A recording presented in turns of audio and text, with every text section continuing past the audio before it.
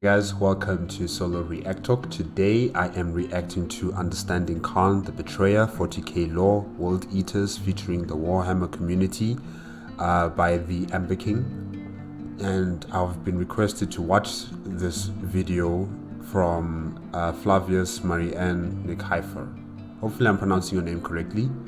I'm a bit sick, so guys, if I'm sounding a bit waffly or not really audible, please try to understand. You know, my throat is not in the best of shape as it is, so yeah, thanks for understanding. Okay, let's start.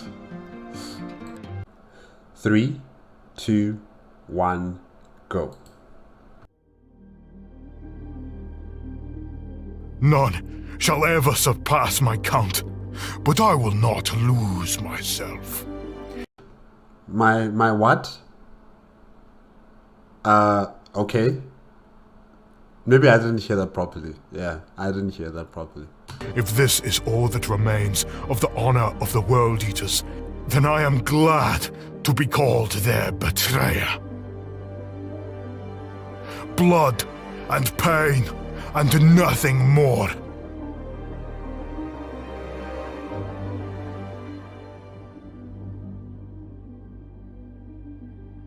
The characters and stories are the best part of the Warhammer experience, and we all have the ability to create our own with the tabletop minis. From custom chapters to gorgeous paint jobs, creating our miniatures is a fantastic experience, so why not take them to the next level? From flush fit basic magnets for safe transportation to posable flight stands, the Magnet Baron offers a fantastic. You know, sometimes I forget the Warhammer community is not just the content I see on YouTube. You know, people actually buy figurines and, you know, they paint them out. They display them in their offices or their bedrooms or their living rooms, you know. Some people collect the books that are centered around the Warhammer community. Others, like myself, and, you know, those who also watch the content that's on YouTube or Warhammer Plus. So yeah, the Warhammer community is very diverse in its environment, if I can say that. Fantastic range of miniature hobby equipment, especially the magnetization starter bundle, with all the specialty tools you'll need to get started on your magnetization journey. That gorgeous force you want to safely transport to your friend's house, or the commander of your force, posed as if descending from the heavens. All is possible with the fantastic range available at themagnetbaron.com. Thank you, the Magnet Baron, for sponsoring this video.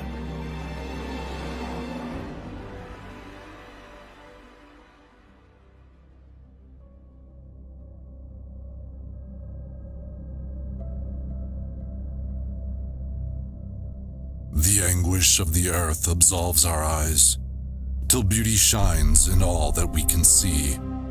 War is our scourge, yet war has made us wise, and fighting for our freedom, we are free. Horror of wounds and anger at the foe. Fighting for our freedom, we are free. Okay. And loss of things desired, all these must pass. We are the happy legion, for we know time's but a golden wind that shakes the grass. There was an hour when we were loth to part from life we longed to share no less than others. Now, having claimed this heritage of heart, what need we more, my comrades and my brothers? I have slain. If I was in Astartes and I had a brother who would talk to me like that, I would be so lost. I would be so lost, really. I would be like, can you say that again, but plainly this time? What are you saying? It's beautiful. It's beautiful. Yeah. In many enemies and won many battles, and I tell you there is no great secret to success in war. No subtle trick of strategy that has saved my foes. I seek out the enemy, attack as soon as I am able, and with all the force at my command, rend his soldiers and smash his fortresses, leave only corpses behind me, and then move on. Thus my Primarch has taught me, and I find his wisdom has proved worthy on 100 battlefields. The Betrayer, Centurion of the 12th Legion, leader of the Butcher Horde, and the champion of Khorne, Kharn, the name that has struck fear into the hearts of the Imperium for over 10,000 years. A man who was once a respected soldier in the Imperium's armies now spills oceans of blood in the name of his dark god. But how has he become the living embodiment of rage and slaughter? What journey did he endure that has left this corrupted, hateful creature in his wake? His journey begins on Terra. It is the closing days of the 30th millennium, and the homeworld of humanity has been united under the leadership of the Emperor of mankind. For millennia, humanity has spread to the stars, only for it all to crumble. The far-flung colonies of man, all separated by the age of strife, were alone in the darkness of space. But the dawn of a new age had come. The Emperor, a figure of immense power, wisdom, and will, has united Terra, bringing the divided city-states, techno-barbarian warlords, and various other polities under the Imperium of mankind. With a united world, the Emperor sought to unify the lost colonies of mankind under one banner, under one united species, a civilization that will lead us back to our zenith, the Great Crusade. For this reconquest of the galaxy, the Emperor needed soldiers. Okay, in terms of the Great Crusade, right? I know the Emperor had his Astartes, right? But what about the Astra Militarum? Did they exist as an organization during the time of the Crusade? Were they like an organ of the military existing during that time? Or is it something that was only developed after they've conquered the galaxy, and then, they tried to create a human garrison of troops to protect those worlds that they've conquered? I'm just wondering about that. Yeah. And so, crafted from his own genetics, he created 20 sons, his Primarchs, superhuman demigod figures, and like how they were his sons, he created sons for them, the Legiones Astartes. They shall be my finest warriors, these men who give of themselves to me. Like clay I shall mold them, and in the furnace of war I shall forge them. They shall be the iron will and steely sinew. In great armor I shall clad them, and with the mightiest weapons shall they be armed. They will be untouched by plague or disease. No sickness shall blight them. They shall have such tactics, strategies, and machines that no foe will best them in battle. They are... Yeah, they will be untouched by plague or disease. No sickness shall blight them. I've heard some stories about, some of the gene seeds being corrupted over a duration of time. So I don't know if that's accurate anymore. As the Emperor stated here, that they will be untouched by plague or disease. I'm not sure about that. And where he says they shall have such tactics, strategies, and machines that no foe will best them in battle. Humans, yes, maybe humans won't best them in battle, but other Xeno threats like the Orcs, like the Eldari, even the Tau to some respect, and the Chaos forces are able to best them, Maybe not, also the Necron tier, maybe not like totality they can best them and defeat them, but they will give them a run for their money, you see. So I'm also not really sure with that statement from the Emperor. They are my bulwark against the terror. Which terror? Does he mean the chaos terror? Because if he means the chaos, then he also failed in that one, because we had the civil war with Horus Heresy and his legions of Astartes, as well as everybody else who joined Horus Heresy. So they weren't really that effective against the terror. They are the defenders of humanity. They are my Space Marines. Defenders of humanity, yes, they are the defenders of humanity, but some of them don't respect humanity. You know, they consider themselves to be superior, to be higher than humanity, and they see humanity as weak creatures that just need to be corralled like cattle, you know, in a farm. And they are the shepherds. They must be the ones to direct us to where we should be, what we should eat, how we should live. And, you know, we're just there as things. We're not really seen as much of as an equal to them. So yeah, they may be humanity's defenders, but some of them, they just don't respect humanity. Yeah. Okay. Are my bulwark against the terror. They are the defenders of humanity. They are my Space Marines, and they shall know no fear. For these vast armies, thousands of recruits were needed, and so across Terra, in their droves, young boys were offered a chance to go to the stars, to conquer the galaxy. Amongst these thousands was a young boy who would become the man, Kharn. Only those who showed innate strength and will were worthy to be elevated to mankind's elite. The young boy Kharn would leave everything he knew behind. Family and friends who loved him would never see him again. He was trained in combat, educated with tactics and philosophies that would guide him through the galaxy. The imperial truth, the rejection of mysticism, and the enlightenment of science was poured into his adolescent brain. His temperament was acknowledged, and he was assigned to the legion that best melded with his personality, the 12th Legion, the War Hounds, a legion known for their direct, ferocious nature. As the boy Kharn aged, he and the other neophytes were taken into dark gene labs below Terra. Kharn may have been afraid, he may have been excited, but as he lay on that cold steel table, it did not matter. Who he was before didn't matter. The memories, the faces of his previous life would all be gone in what happened next. Kharn was cut open. New organs grown from the gene seed of a Primarch were melded into his body. Chemicals and hormones flooded his veins. The pain would forever be one of the most excruciating things he would ever experience. Was Kharn one of the first people to become Astartes? Was he like one of the very first?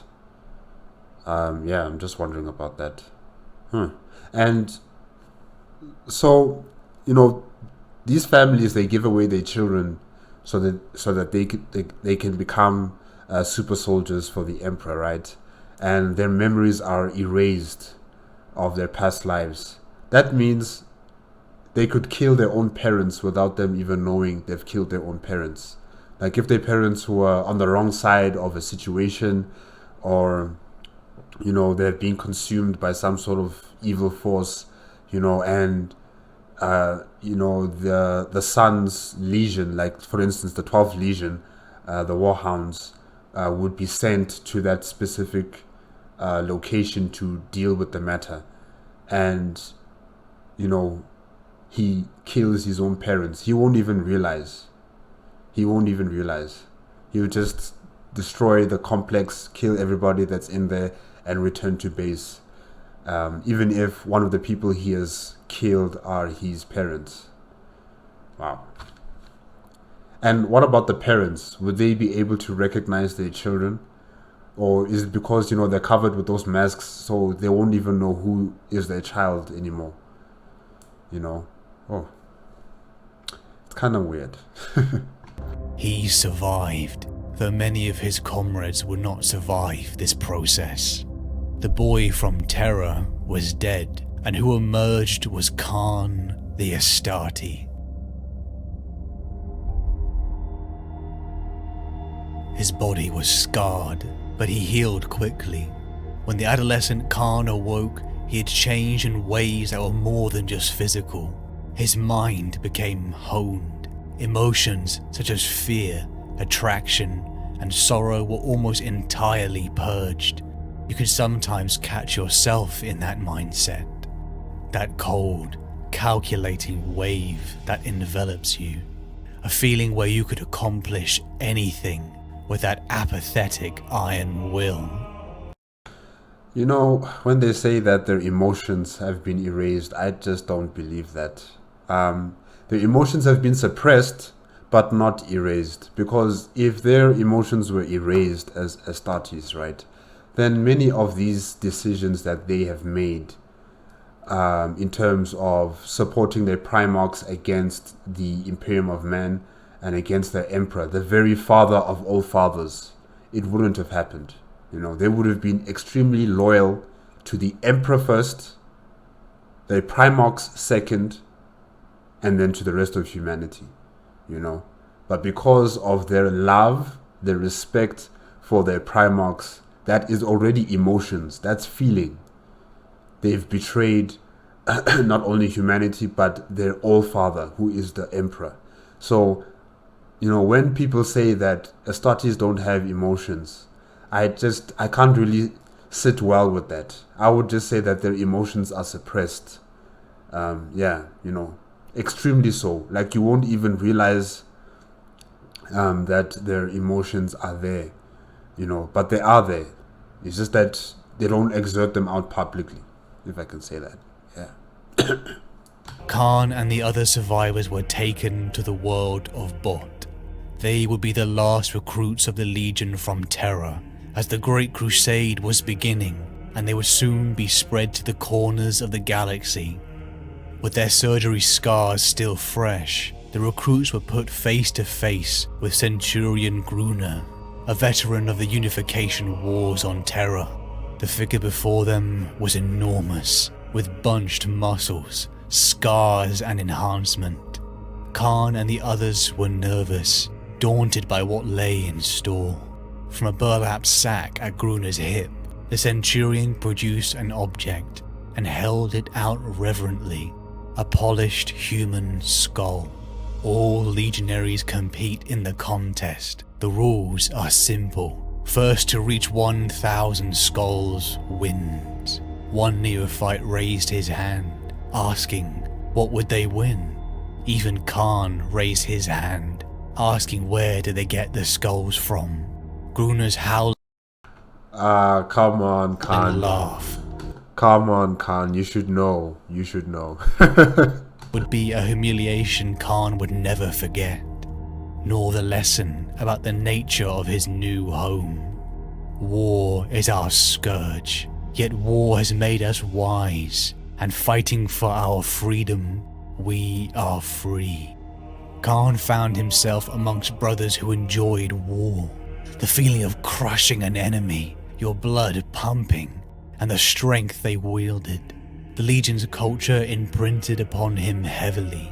As he grew and finally became a man, Kharn was a deadly instrument of war. He had been trained ruthlessly for years.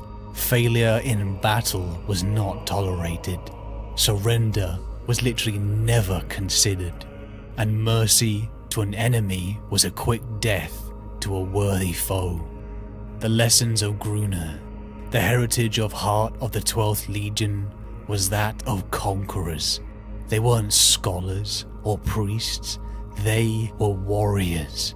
Men and boys were often taken from feral worlds during the Great Crusade, as only those with that inner flame were worthy. The Legion even had their own language, Nagra Kali, a way to bond the various recruits under one unified culture. Kharn began to feel the wisdom of this way of life. Doesn't this create division amongst the legions? You know, having one legion that creates their own language, Nagra Kali. doesn't it divide the legions even further from each other? Because I would suspect that all the legions would be speaking the national language, which is High Gothic or Low Gothic.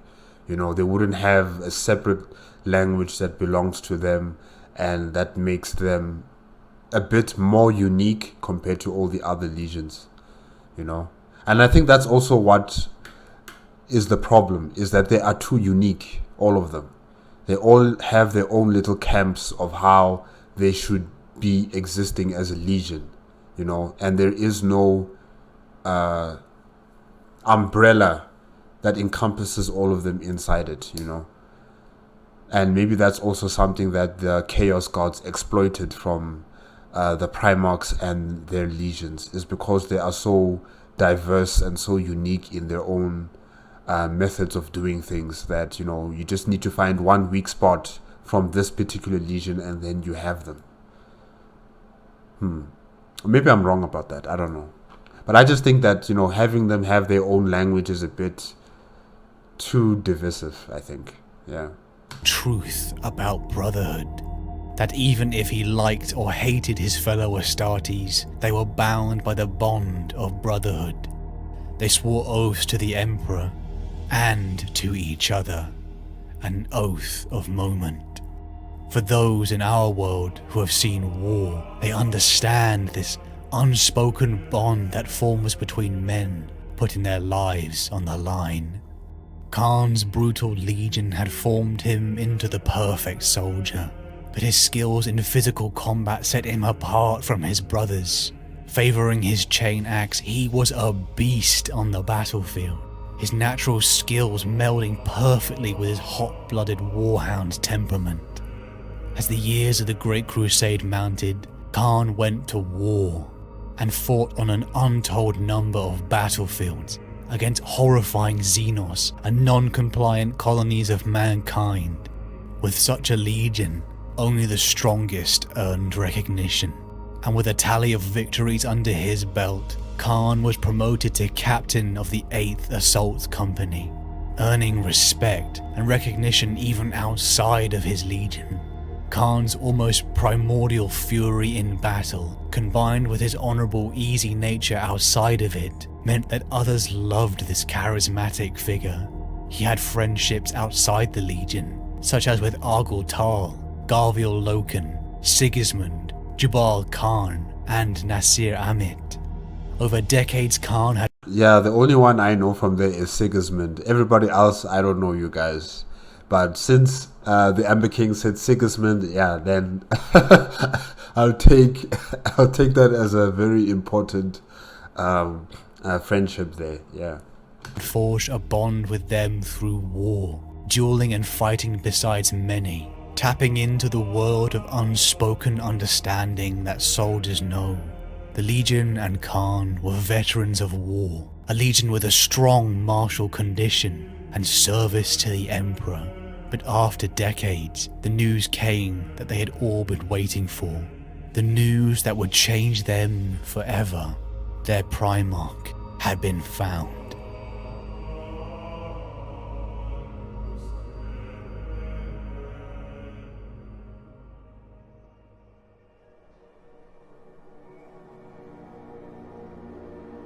Angron was clutching at the metal tracery poking out through his mane.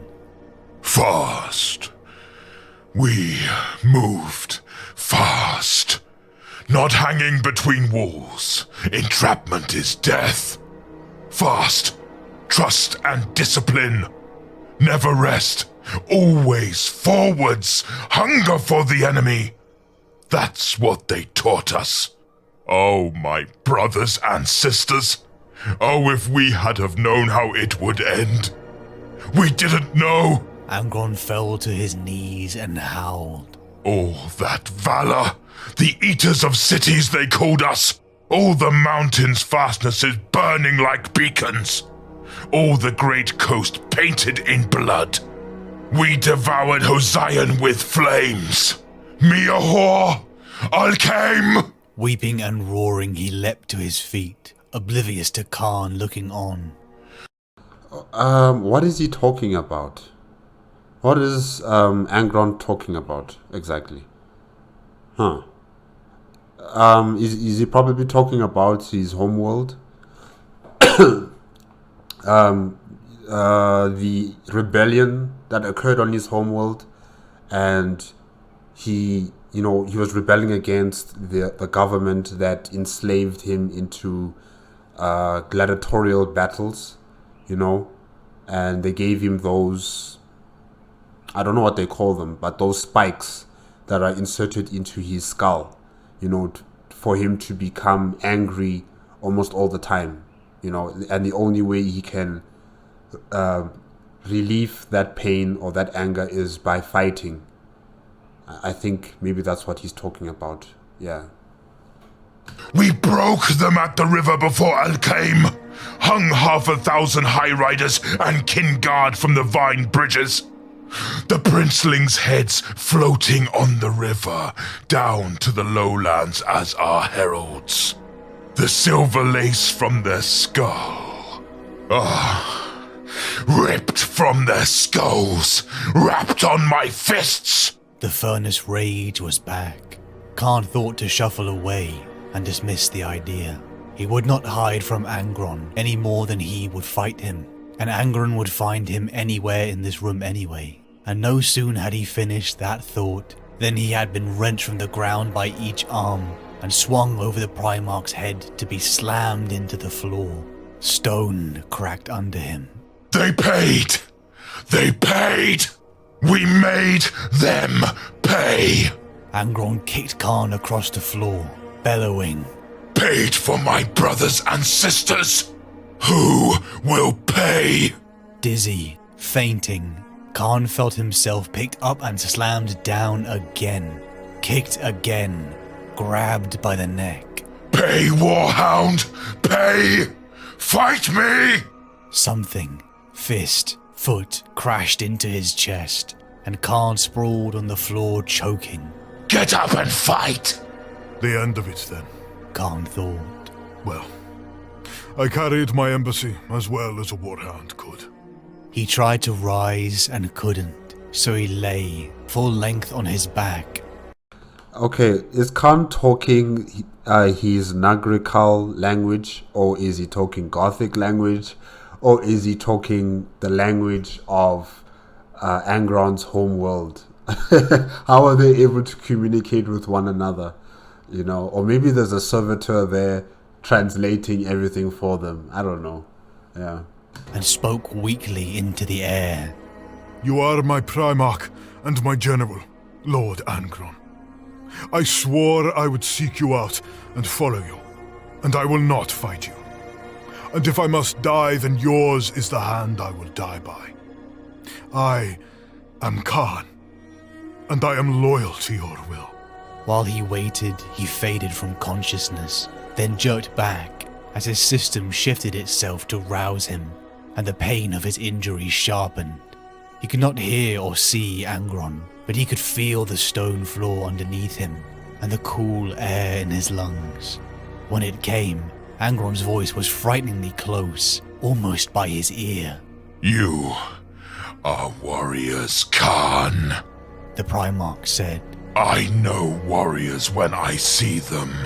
Kharn tried to answer, but pain rippled through his neck and chest when he tried to speak.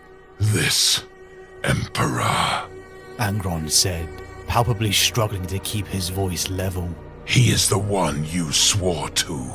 We swore to each other. Kharn managed to get out. In his name and on his banner. His breath took a long time to come. That we would not raise a hand against you. Angron said nothing for a time. Kharn's consciousness had begun to flicker again by the time he spoke. Such devotion from such warriors. His voice trailed off, faded and returned. His hands were pressed to his head again. A man who can. A man to whom your oaths. For him you would. Minutes passed. Angron's voice came again. This room. I can leave it. It took Kharn a moment to work out how to answer. This is the flagship of the War Hounds, our greatest vessel. It is the instrument of your will and yours to command, Primarch, as are we. For a long time there was no answer, just quiet and dark. And just as Kharn was starting to feel his consciousness go again, he felt himself lifted, slowly and gently now, and carried through the dark. Kharn and the War Hounds had fought for decades on the front lines of the Great Crusade. An unspoken jealousy lay under the skin of the 12th Legion. With the scattering of the Primarchs before the Great Crusade, the 20 legions were leaderless. Their gene fathers were ripped from the Imperium's side and were scattered across the galaxy. As the Great Crusade expanded, they began to find these long-lost Primarchs. Each legion was reunited with their true leader. That's good, that they started finding their own Primarchs again, right? However, why is the 12th Legion jealous? Jealousy is emotions. Emotions are not supposed to exist in Astartes, And if they are, even if they are jealous, it should be suppressed to the point where they don't actually really feel it or even understand this feeling that they're having of jealousy of their brothers finding their Primarchs. So yeah, the Astartes are not what the Emperor says that they are, and that's why sometimes I wish they were a bit more like the Custodians. I know people like to say that the Custodians have no soul in them, that they're robots, but that's what you need. You need stuff like that. You need people like that because of the political intricacies of this galaxy, of all of these Primarchs trying to show up one another, trying to see that they're better than the other brother. You need the soldiers not to be enticed in that kind of competition and seeking of glory. That's not the mission. That's not the mission of you guys. Your guys' mission is to conquer for the Emperor, and whatever the Emperor says, goes, and you have to obey it. You have to do it, not to entertain yourselves.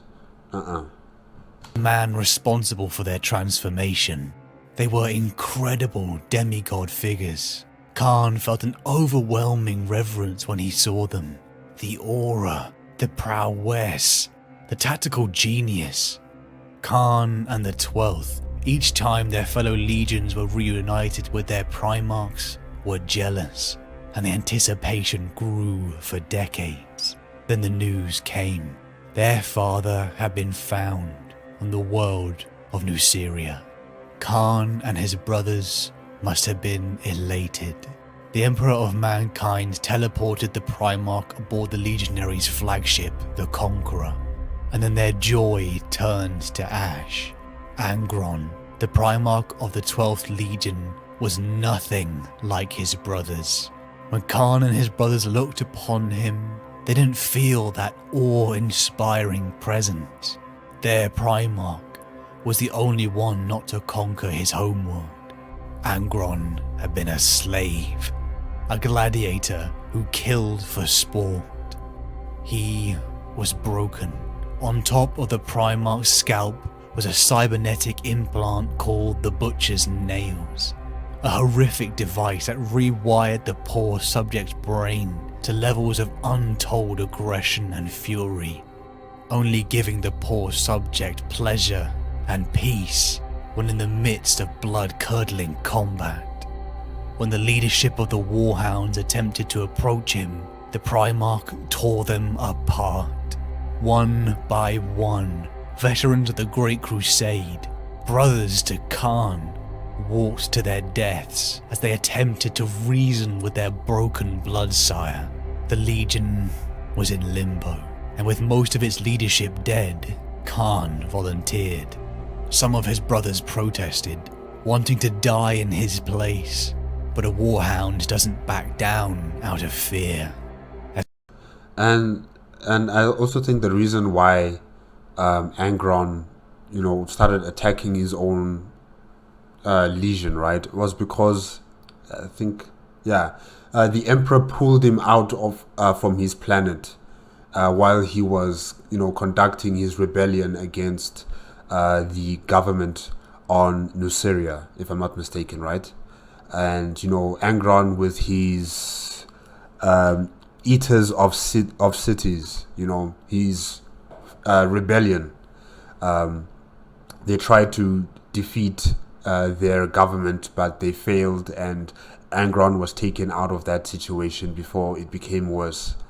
And maybe that's also why Angron just started attacking all the Astartes. He was angry, not only the fact that he was taken away from his own people, but because he was denied his vengeance against those who did this to him, who put the butcher's nails into his scalp. So yeah. As Kharn walked to his death, he remembered his fellow legions, their excitement and wonder as they met their father, and how he wished it was so. As Kharn entered the dark chamber, you're not supposed to hope or wish for things.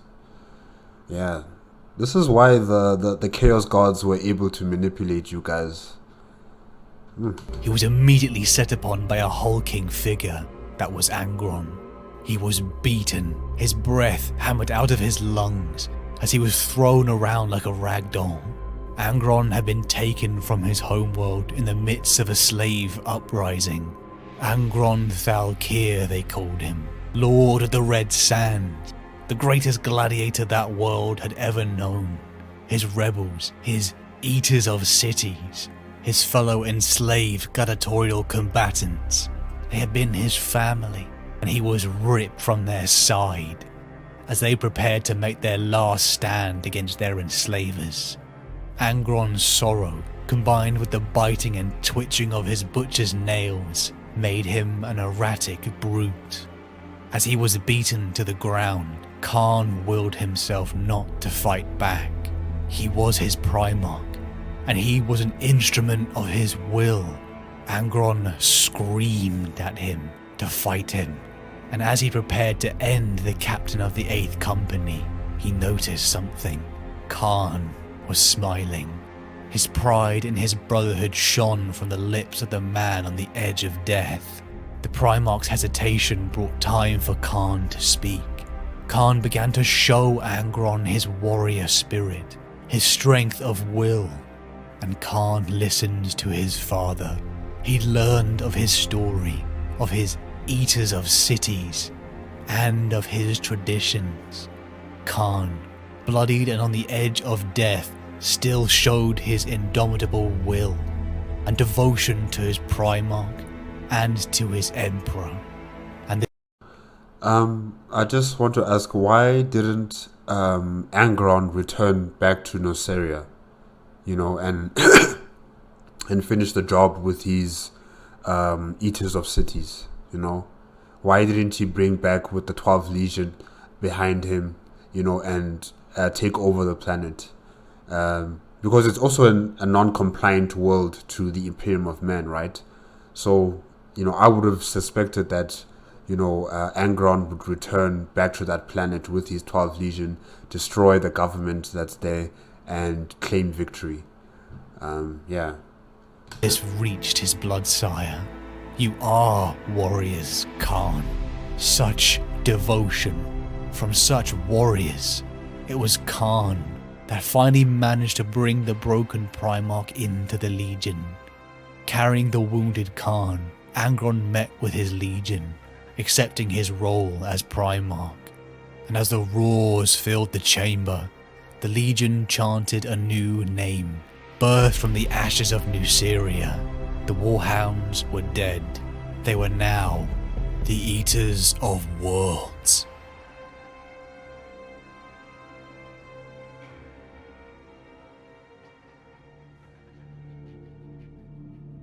Eaters of Worlds, also known as the World Eaters, right?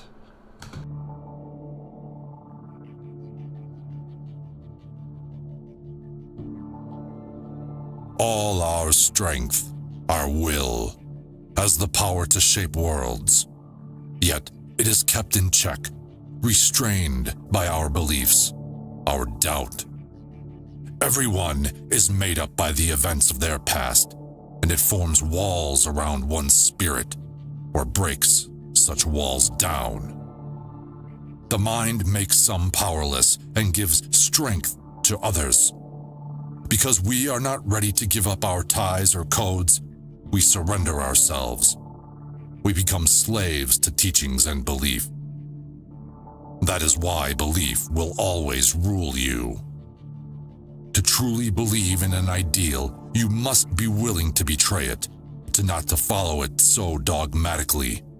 That is the lesson of strength. Strength. Our inner will is powerful beyond measure, but it is the mental shackles we place upon ourselves that diminish strength. You know that sensation. When you push through your anxieties and fears, you feel like you are unstoppable, like nothing was out of grasp. You felt freedom. Kharn and the War Hounds had felt this too, having claimed this heritage of heart from men like Grunir. Kharn and the War Hounds were galactic conquerors, basking in the freedom of strength that they sourced from their brothers. But the mind makes some powerless. Kharn was the charismatic, brutal, but honourable Astarte, but for all his strength, he was weak when it came to his gene father. Following the ascension of Angron to the leadership of the newly consecrated World Eaters Legion, Kharn was named his equerry, his confidant. Kharn had shown his spirit to the Lord of the Red Sands, but many questioned the Primarch's choice. A Primarch's equerry was there to offer counsel to their Primarch, to offer new ways of thinking, and to be a balance to their nature. But Kharn was not his father's opposite. He was at times a mirror. I think maybe the reason why Angron wanted him to become his equerry was because, maybe Angron didn't see him as an enemy, because he has those butcher nails in him and he's just ready to go at any moment, at any time. And maybe with Kharn, because he respects him, because he kind of likes his attitude, he's able to, repress that kind of urge to fight him, because he actually values his input, he values his company.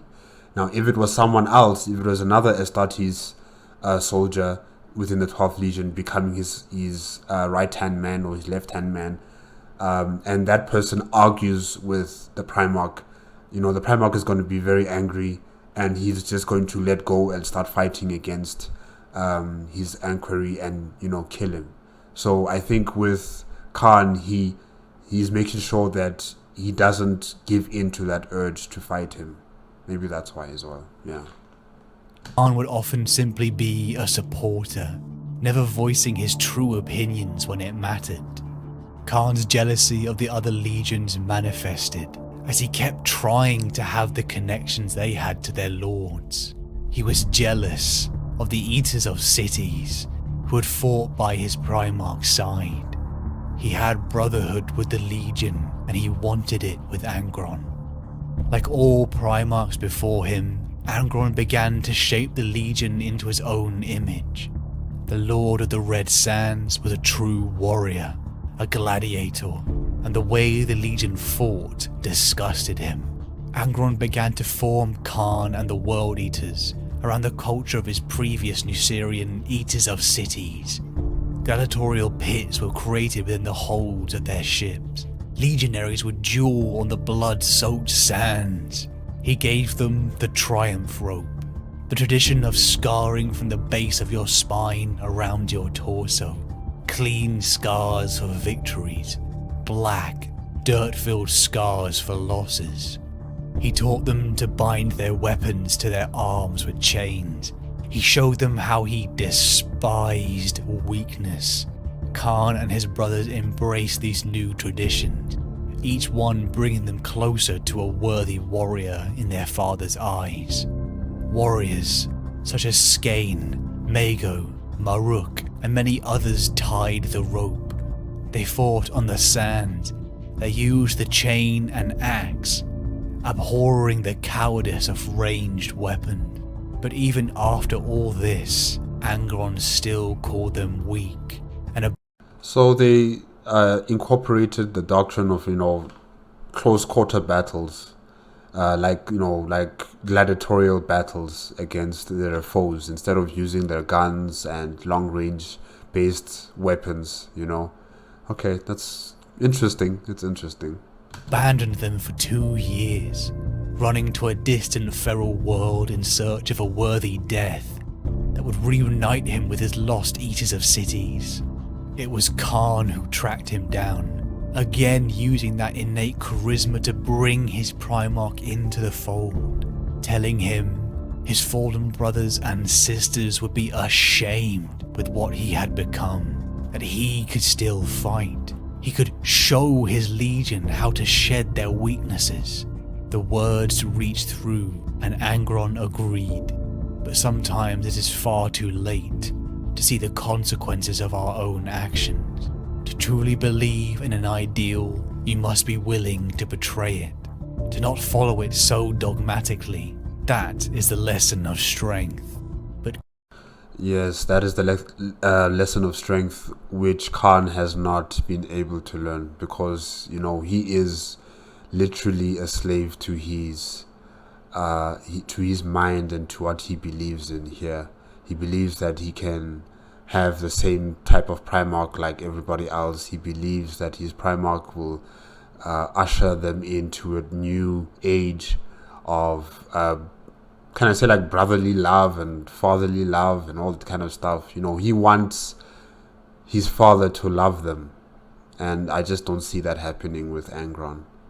As long as he has those butcher nails in him, I just don't see how is he going to reciprocate the kind of loyalty or love that the Legion has for their Primarch.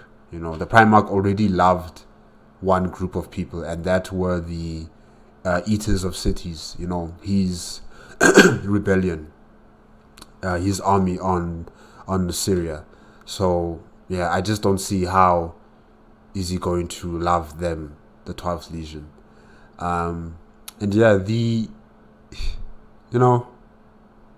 Okay, let me just think about this first before I talk about it. Let's continue.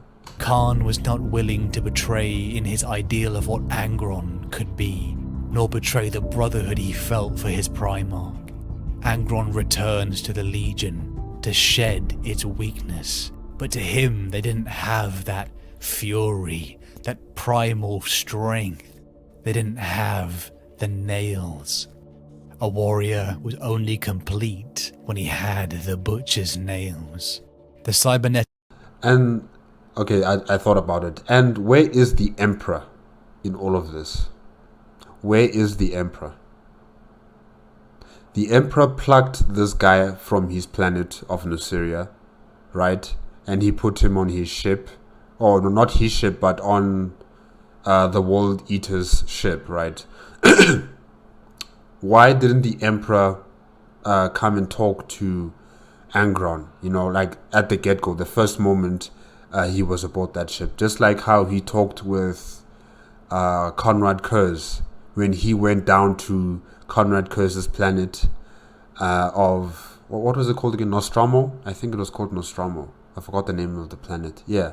But he teleported or he landed his ship on the planet, and he went to talk with his son privately. Now, why didn't the Emperor do the same thing with Angron as well? And when Angron went AWOL against his legion, why didn't the Emperor go look for him and ask him, what's going on? Why are you doing this? What's wrong with you? Is there anything that I can help you with? Where is the Emperor in all of this? The implant that had been fused with the Primarch's brain as a child by his enslavers had caused him splitting headaches, pain, a dulling of any joy outside of adrenal-rushed combat. But yet, it turned Angron's rage into unstoppable primal fury, almost like a beast. Kharn and his brothers wanted to be worthy to their father, free from weakness, and so began the process of reverse engineering the nails, and the implementation begun. The bodies piled up. Volunteer after volunteer succumbed to a violent madness and died a horrific death, as Angron's orders of implanting crude copies of the Butcher's nails failed. Many were disgusted with what the Legion was becoming, yet the Primarch's equerry was silent. But everything for the Legion changed upon the world of Gehenna. Angron's leadership had been a brutal reforging of the Legion. His disgust of weakness extended to the Legion's tactics as well. Where the Eaters of Worlds fought, the world had to be subjugated within 31 hours on penalty of decimation. Okay, I have to come back to the Emperor again, guys. I'm sorry. Was there no way for the Emperor to, surgically remove these butcher nails from Angron's skull? Was there no way for him to heal his son's affliction because of this technology that's in his skull? Is there no way? Really, honestly, in this advancement of technology and with the strength and the abilities of the Primarchs, there's no way for them to remove this from his skull and then he would heal from it? Okay. 1 out of every 10 legionary will be beaten to death by his brothers and friends. On the world of Gehenna, the Legion engaged in a brutal conflict, and as they were about to break the world's final city, the 31st hour struck. Angron ordered the Legion back to their flagship to face decimation. Centurion Mago, a veteran of the Great Crusade and friend of Kharn, refused. Angron gave the order again, and when Mago again refused, Angron was sent into a blind rage that saw him murder swaths of his own sons. Only the World Eater's librarians were able to eventually subdue Angron by putting him into an unconscious state, though several died in the process. As the Legion argued what to do, news came from the apothecaries, news that would erupt the chaos into a war. Using technology gained from Gehenna, the apothecaries finally had a stable method of installing the Butcher's nails throughout the Legion. The Legion split. Mago and others, horrified with the future this technology meant, attempted to destroy the Gehennan technology, only to find he was too late. Kharn had volunteered. Lying down again on that cold steel table, he was cut open. Part of his brain was taken away and replaced by the crude cyber augmetics. The pain was instant. A biting, sharp sensation stabbed at him. He felt dulled, like a cloud was inside his mind. He also felt angry, on the edge, like a ticking time bomb of fury. In your worst moments, you know that anger, the blood boiling heat rising within, your vision blurring, fists clenching, the hate. Kharn's Butcher's nails only allowed the flow of dopamine and serotonin in that sliver of fury. As I hear all of this, I'm also asking myself, how are they going to maintain social cohesion in their Legion now? Now that everybody is going to be having these nails in their skull and they're always on edge, they're always having this urge to fight, they're always angry, how are they going to have cohesion as a Legion?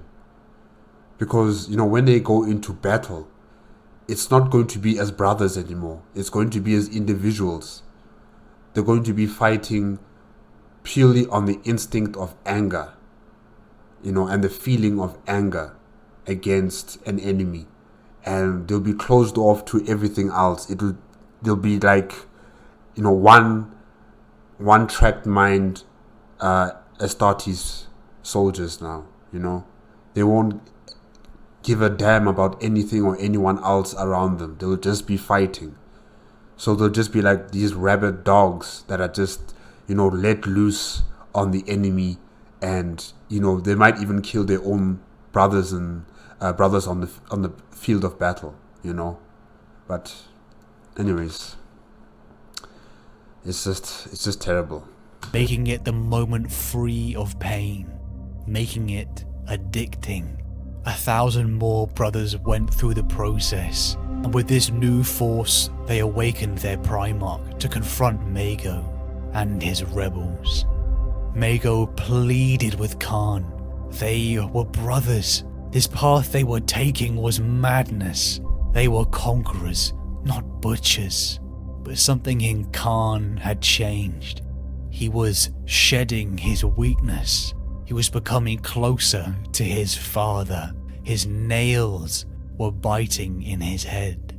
Kharn slew Mago, ending the rebellion and bringing the others back into the fold.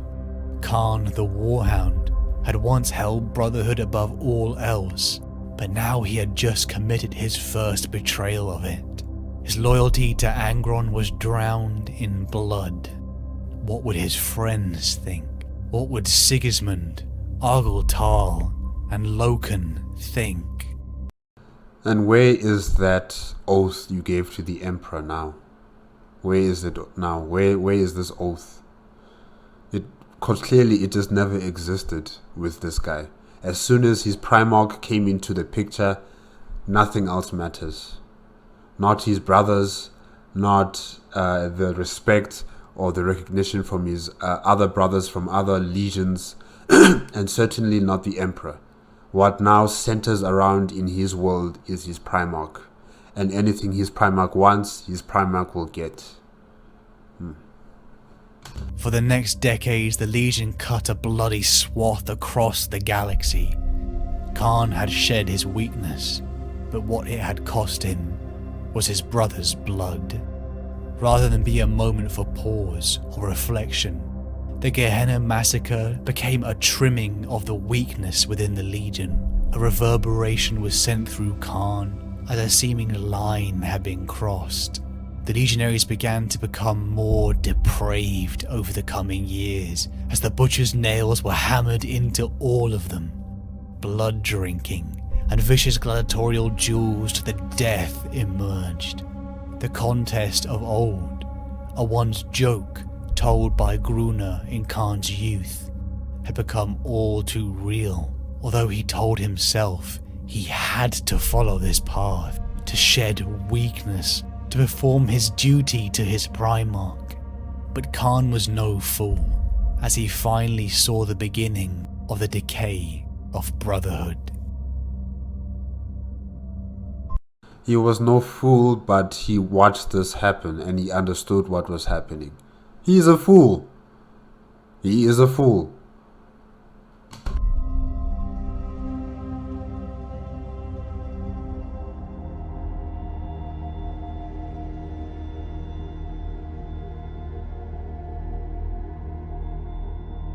Two centuries of near constant warfare and decades with the butcher's nails.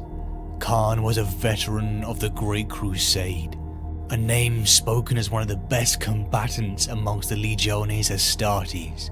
Millions argued over the names of legend like Kharn, Sigismund, Sevatar, and Abaddon. Many spoke highly of the charismatic figure Abaddon the Despoiler? Okay. that stood besides the infamous Angron.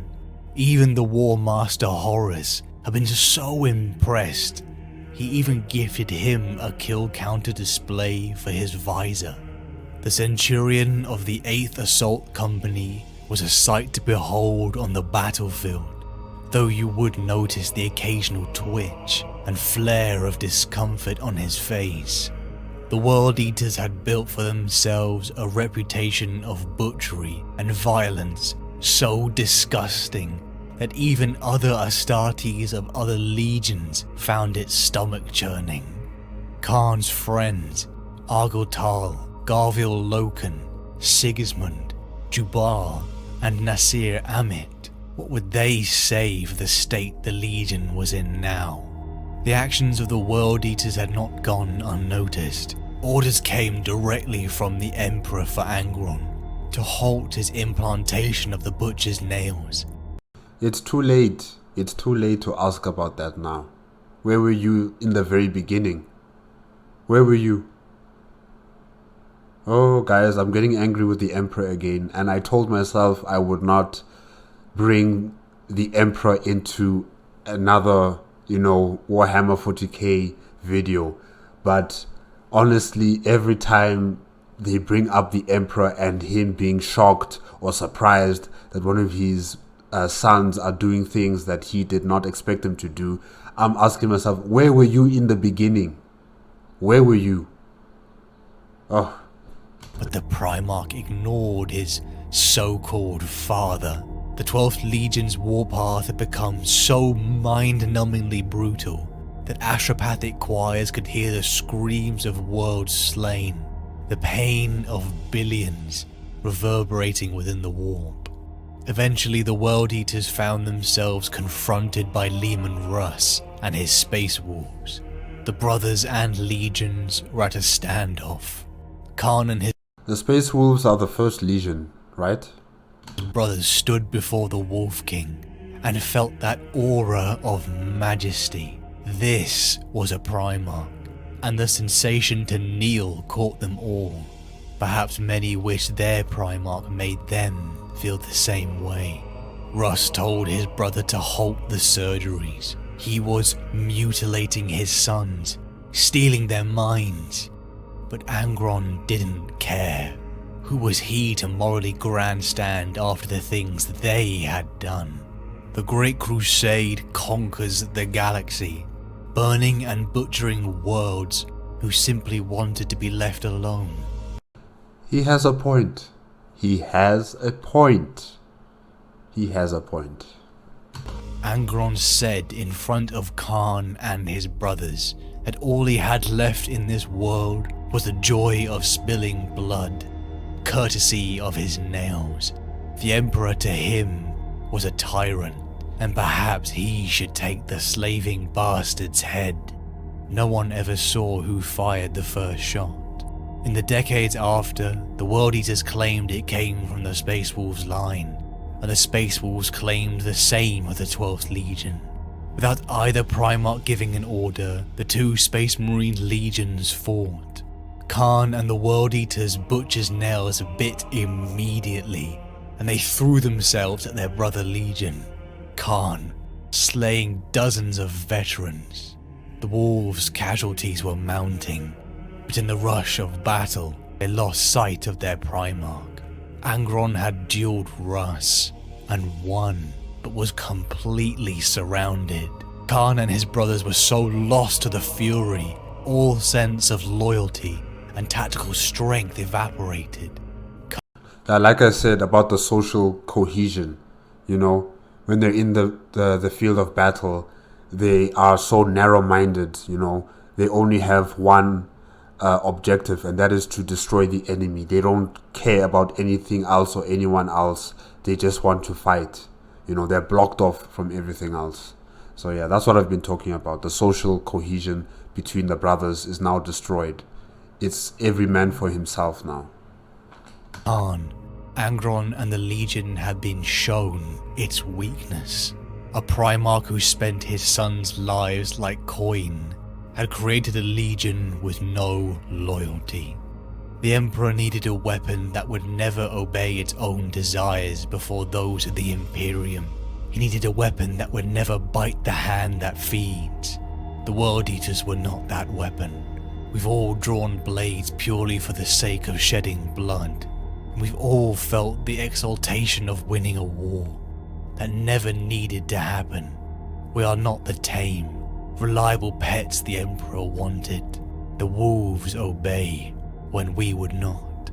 The wolves can be trusted. when we never could. They have a discipline we lack, because their passions are not aflame with the butcher's nails buzzing in the back of their skulls. The wolves will always come to heel when called. In that regard, it is a mystery why they name themselves wolves.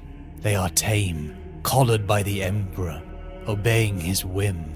But a wolf does not behave that way, only a dog does. That is why we are the Eaters of Worlds, and the War Hounds no longer. I'm also thinking about why didn't the Emperor come personally with Lionel L. Johnson, the Primarch of the First Legion. Why didn't he come with him to confront Angron? Like how he confronted Logar when Logar created a civilization that worshipped the Emperor, and then he came to the planet personally with his what's his name again, Malkidor the Sigillite, and I don't know which other Primarch he came there with, but he came down to the planet. He talked with Logar. He berated Logar. He told him that this is not what I wanted. This is not what I wanted from you, my son, to do to other human beings, to make them worship me like I'm a god. He insisted that he's not a god, and this is not what I wanted from you. And then he destroyed the city, making sure that, Logar and his legion also saw that happening, right? So what I'm asking is, why didn't the Emperor do the same thing with Angron? Why didn't he come there personally with the Primarch of the First Legion, talk to him and tell him that this is not what I want from you as a Primarch, this is not what I want from my 12th Legion, you will revert them back to how they used to be, or I'm ending this once and for all, He should have been there personally to deal with this matter, instead of only sending, or should I say delegating his responsibility to one of his other sons to deal with it. He should have been there personally, like when he was there with Logar. Kharn had changed so much from Kharn the Warhound. You can imagine what he thought of himself now, in the wake of being shown the results of his Primarch's leadership. A cold ember that had been sparked decades ago began to grow. Kharn's resentment for what he was becoming. Chastised by the Emperor and his dog Leman Russ, Kharn and the Legion were in disarray. The captain of the 8th Assault Company had once stood proudly side by side with his brothers, giving their oaths to each other and their Emperor. The oath of moment. But that brotherhood was decaying. What stood now, after decades of Angron's leadership, was a disjointed band of murderers and butchers. Kharn had seen what his father was all those years ago. He was holding on to hope that he would change, that he would become like his brothers. But Angron was still the brutal, bitter, uncaring savage that came from the red sands of Nuceria. The Emperor knew what his Primarch was, and yet he didn't intervene. The Emperor heard the reports of the massacres, and didn't intervene.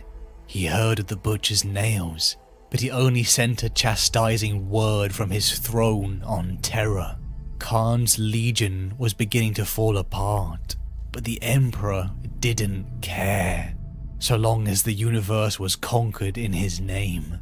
It was at this moment of vulnerability for the World Eaters that he came to them. Horror.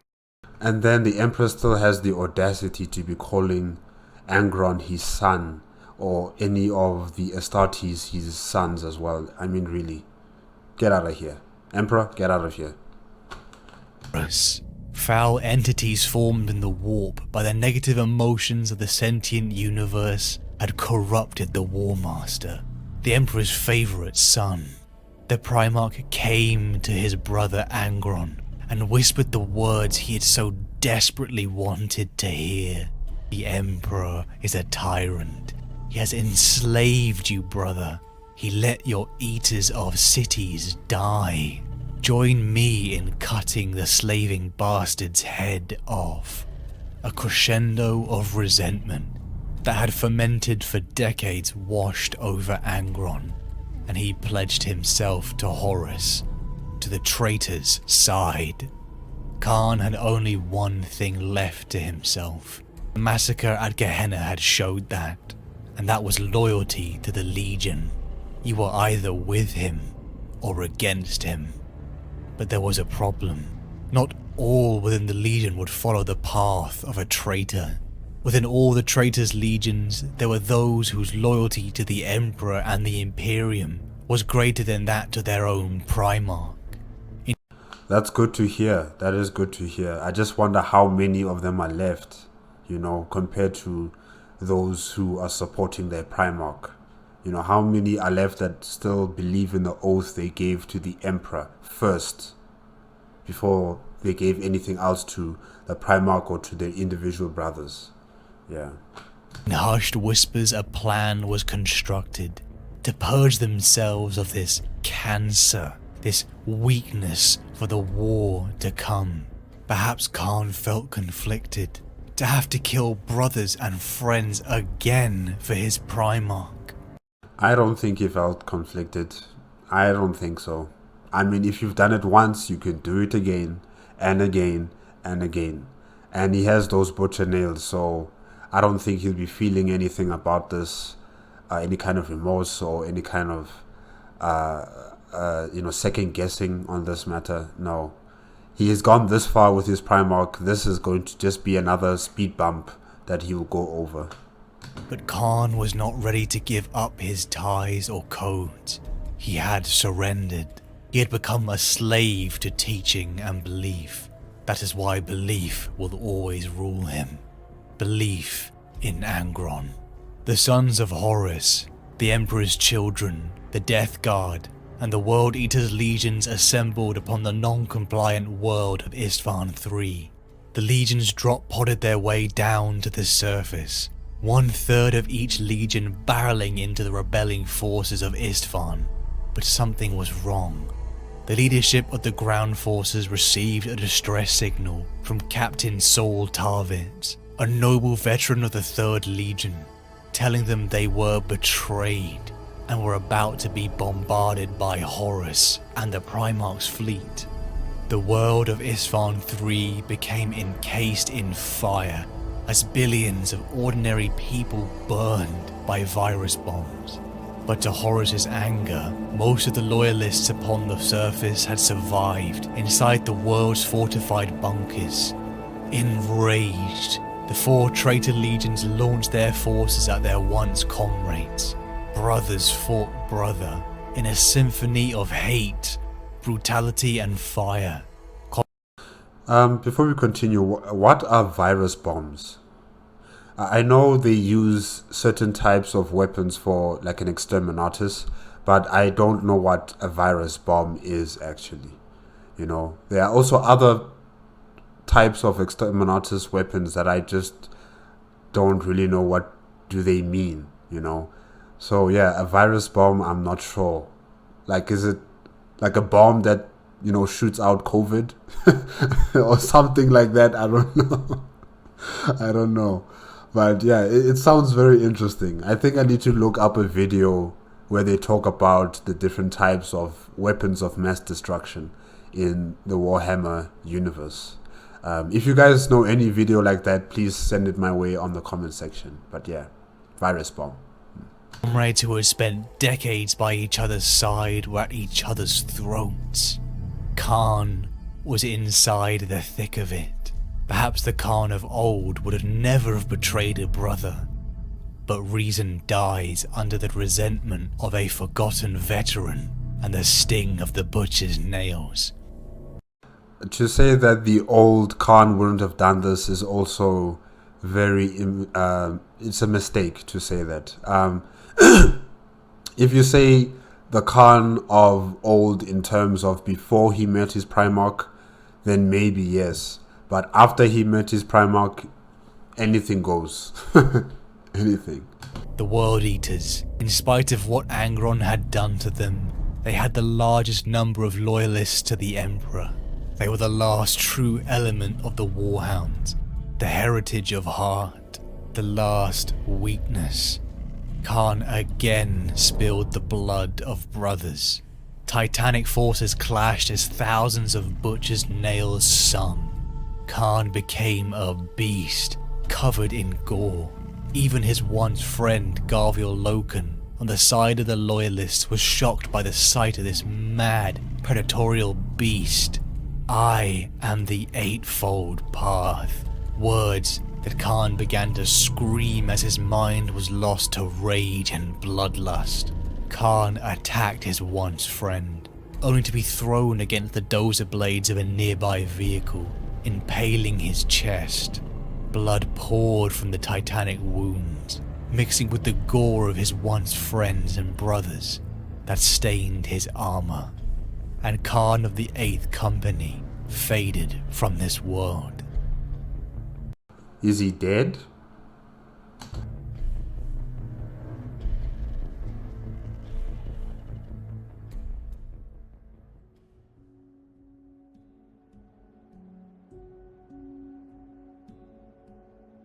An Ashura's path. You are a sad creature that cannot live without fighting, and the shadows of hatred flicker within your eyes. And for what? For wealth, ego, anger, unprincipled nature, power? Always desiring to be superior to others, having no patience for your supposed inferiors, and belittling strangers. Like a hawk, flying high above and looking down on others. Without strength of purpose to guide you, you only fan the flames of hatred. You can see it, can't you? In your mind? You feel the warmth and heat of it. That beast that calls out for oblivion, pulling you further from your humanity, from your sense. The flames of hatred flickered within the boy from Terra. As much as we all hate to admit, there is something deep within all of us, the capacity for true evil. When our humanity is lost, taken by acts of vileness and cruelty, all that can be left behind is the animal, the beast that lashes out, a creature of rage and hate.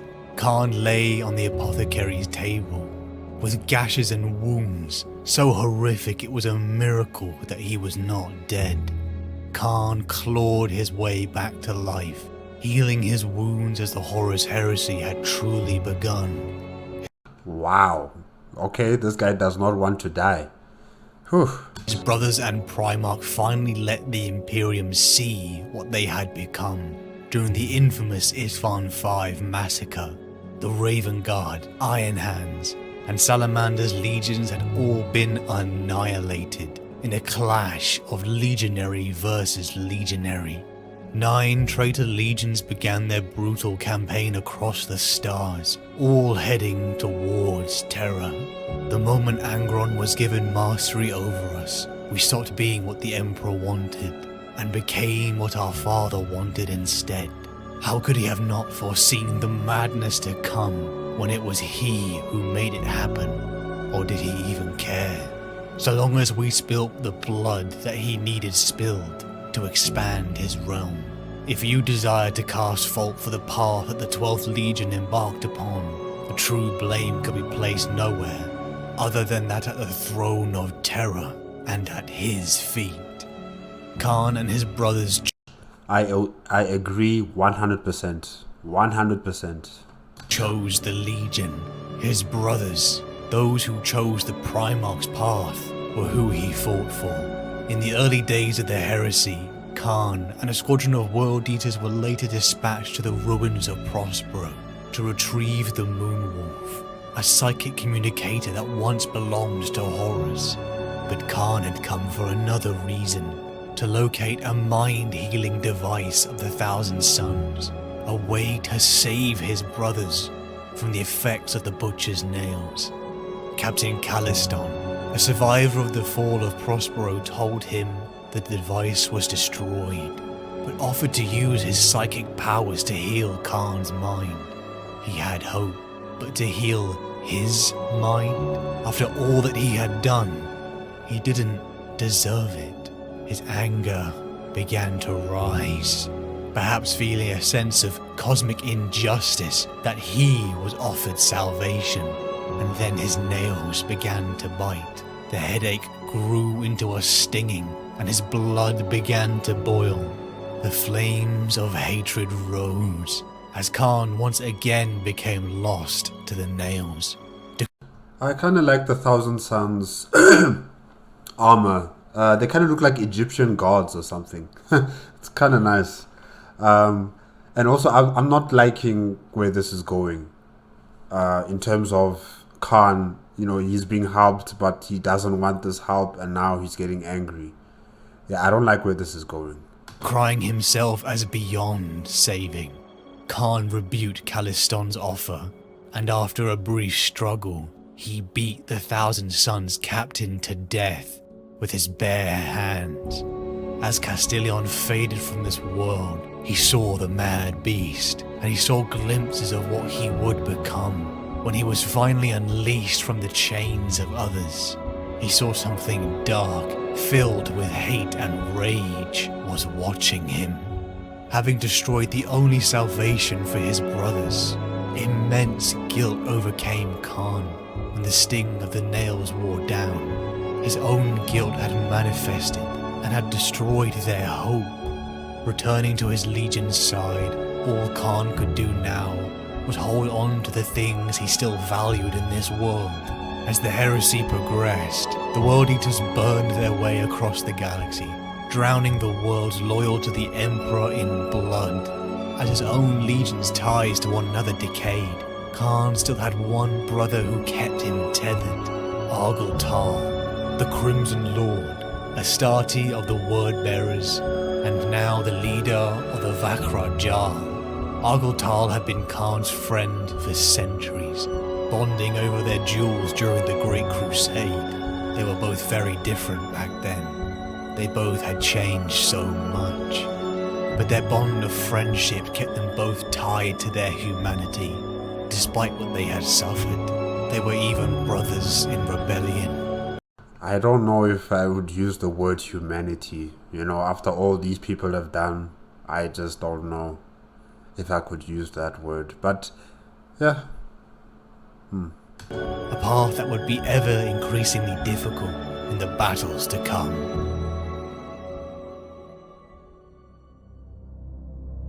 Creature.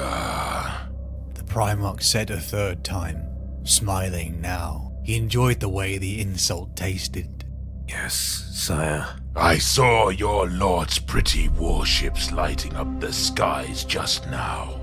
The Trisagion and the Blessed Lady reaving their way through Armatura's defenses. We owed this assault to them, eh? Argel Tal betrayed no response, merely waiting impassively, his silver faceplate staring with its crystal blue eye lenses. Kharn willed him to silence, to manage his composure. His brother may have been a bearer of the word, but Argel Tal had a 12th Legion's temper.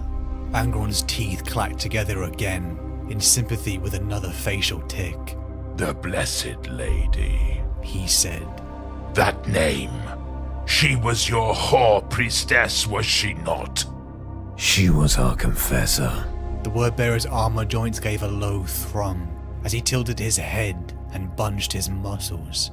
Angron didn't miss the telltale signs of rising aggression. Confessor? They had a confessor aboard their own vessel?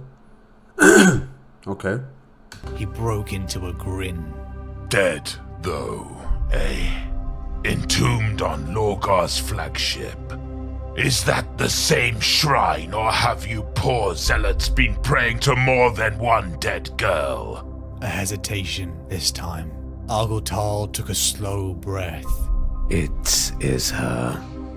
Is it true that fanatics pulled her bones from the coffin? They stole them as holy relics like the heathens of old? Kharn watched Argel Tal's fingers flinch and curl. Did they really do that? It is true. the word bearer replied. Angron. Kharn warned his father. Angron ignored him, as Kharn had known the Primarch would. He was enjoying himself too much to heed any advice. Kharn shook his head. Here it comes. Angron's chuckle had all the charm and warmth of an avalanche. This is the same whore priestess you failed to protect in life. Now you can't even guard her bones from human thieves. Lorgar must love you, creature. Why else would he stomach your failures? The word bearer spoke through clenched teeth. If my Lord Lorgar finds fault with my service, he is free to offer punishment. He was turning away now, regardless of the disrespect he offered. Angron baiting him was an old game, though this time it risked going further than ever before. And you, Broken One, are not fit to speak of the Blessed Lady. You do realize you're talking to a Primarch, right? He can turn you into pieces at a moment's notice, you know. It can kill you. So, you know, just watch what you're saying, maybe keep it in your head, and smile. Angron's laugh was a wet landslide. Did you ever recover her bones, creature? Or are they still in the hands of your unwashed cultist slaves? He is no Primarch. Came Argyltal's voice in Kharn's mind. The centurion's first instinct was to shudder. The nails bit harder, hotter in the wake of the psychic whisper. They hurt more every time. Kharn looked back to his Oh, that's cool. So they can talk to each other telepathically. Okay. Oh, that's cool. Then, you know, the Primarch or anyone else can't really hear their private discussions amongst each other. Okay, that's cool. brother, where Argyltal was directing his own men into their gunships and drop pods. Wait, is it Argyltal who is speaking to Kharn telepathically, or is it Kharn talking to Argyltal telepathically, or are they talking to each other telepathically? You know, who is the telepathic one here? Is it both of them, or is it just one of them? Yeah. He is my Primarch. Kharn replied, with no idea if Argyltal could hear him. Sometimes the silent speech worked, sometimes it didn't. A Primarch should be inspiring. Our genetics should react to the mere sight of them. Think of the moments you laid eyes on Horus, Dawn, or Magnus. I've seen Sanguinius and Rust with my own eyes as well. The awe and reverence that beats through your blood, the feeling of our genetic coding reacting to the pinnacle of the human process. I've never felt that instinctive respect for Angron Khan. Not once. He is a broken thing. Devastating, unrivaled in war, but broken. Kharn didn't answer, because there was nothing to say. He boarded his drop pod, ascending the ramp, and waited for the robed Legion slave to secure his restraint harness. You feel it. Argyltal said. You feel it too. In psychic silence, Kharn confessed something he'd never said outside his Legion. Yes, we feel the same. The World Eaters, each and every one of us knows what you do. Why do you tolerate it? What can we do? Murder our own father? Did you destroy Lorgar when he led you into worshipping the Emperor? Or did you tolerate him in patience, hoping that eventually he'd find his way to equaling his brothers? A pause. A long... He has a point. He has a point. He has a point. Oh, I'd also be silent. After that, I'll be so dead silent. I won't say anything. I'll just look at you and be like, you know what? You have a point. You have a point there. Long pause. Kharn took it as Argyltal's capitulation and pushed on. It's our shame to bear before the other legions, brother. Angron was broken long before he ever reached us. Why do you think we let him beat the nails into our heads? We hoped that by breaking ourselves on the same anvil, we'd finally feel unity with our father. There was nothing of mockery in the word-bearer's reply, only sympathy. Kharn's skin crawled. He'd have preferred mockery. It didn't work.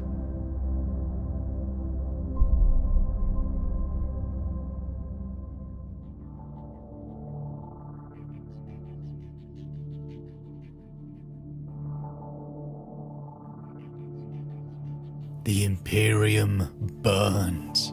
The Horus Heresy has raged for years.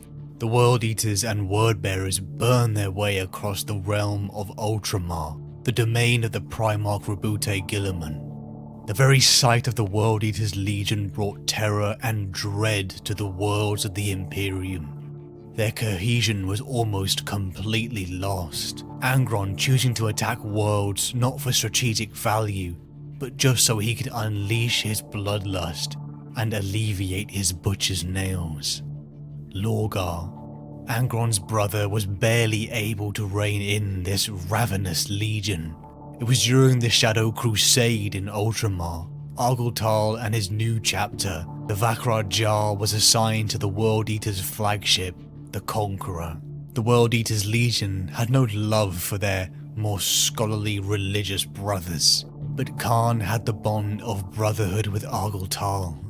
Kharn shared the Legion's traditions with them, fighting on the red sands inside the gladiatorial pits. Warriors tying themselves together in contests of teamwork and skill. The two came from vastly different worlds and operated within legions of vastly different cultures, but friendship cut through all those barriers. This fragile alliance was held up by the bond between these two, able to keep their brothers in line when they overstepped. Argyltal's time with the World Eaters was not entirely pleasant, as Angron, the unashamed beast that he was, enjoyed toying with the Crimson Lord, taunting him with his friend's death, his confessor Cyrene. Angron's condition had become worse at the latter parts of the Great Crusade. Kharn had suspected that the nails were killing him slowly, but now in the fires of the heresy, he was either a raging beast or an uncaring tyrant. He is no Primarch. Argyltal was right. Their genetics should react at the mere sight of them. Kharn had felt the aura of majesty with the other Primarchs, but not with his own father. He had killed brothers for him. He had the nails put in his skull, hoping that by breaking himself upon the same anvil, he would finally feel unity with his father. But it didn't work. Kharn had done so much evil for his father, and it didn't work. And now he knew in his heart he wasn't worthy of salvation. He deserved the nails.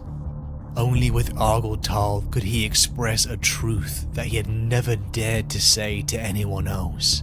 But another truth began to coalesce with the time he spent with his brother. There was more to this rebellion than just the tyranny of the Emperor. The World Eaters were fighting for revenge, but the Word-Bearers were fighting for something much darker.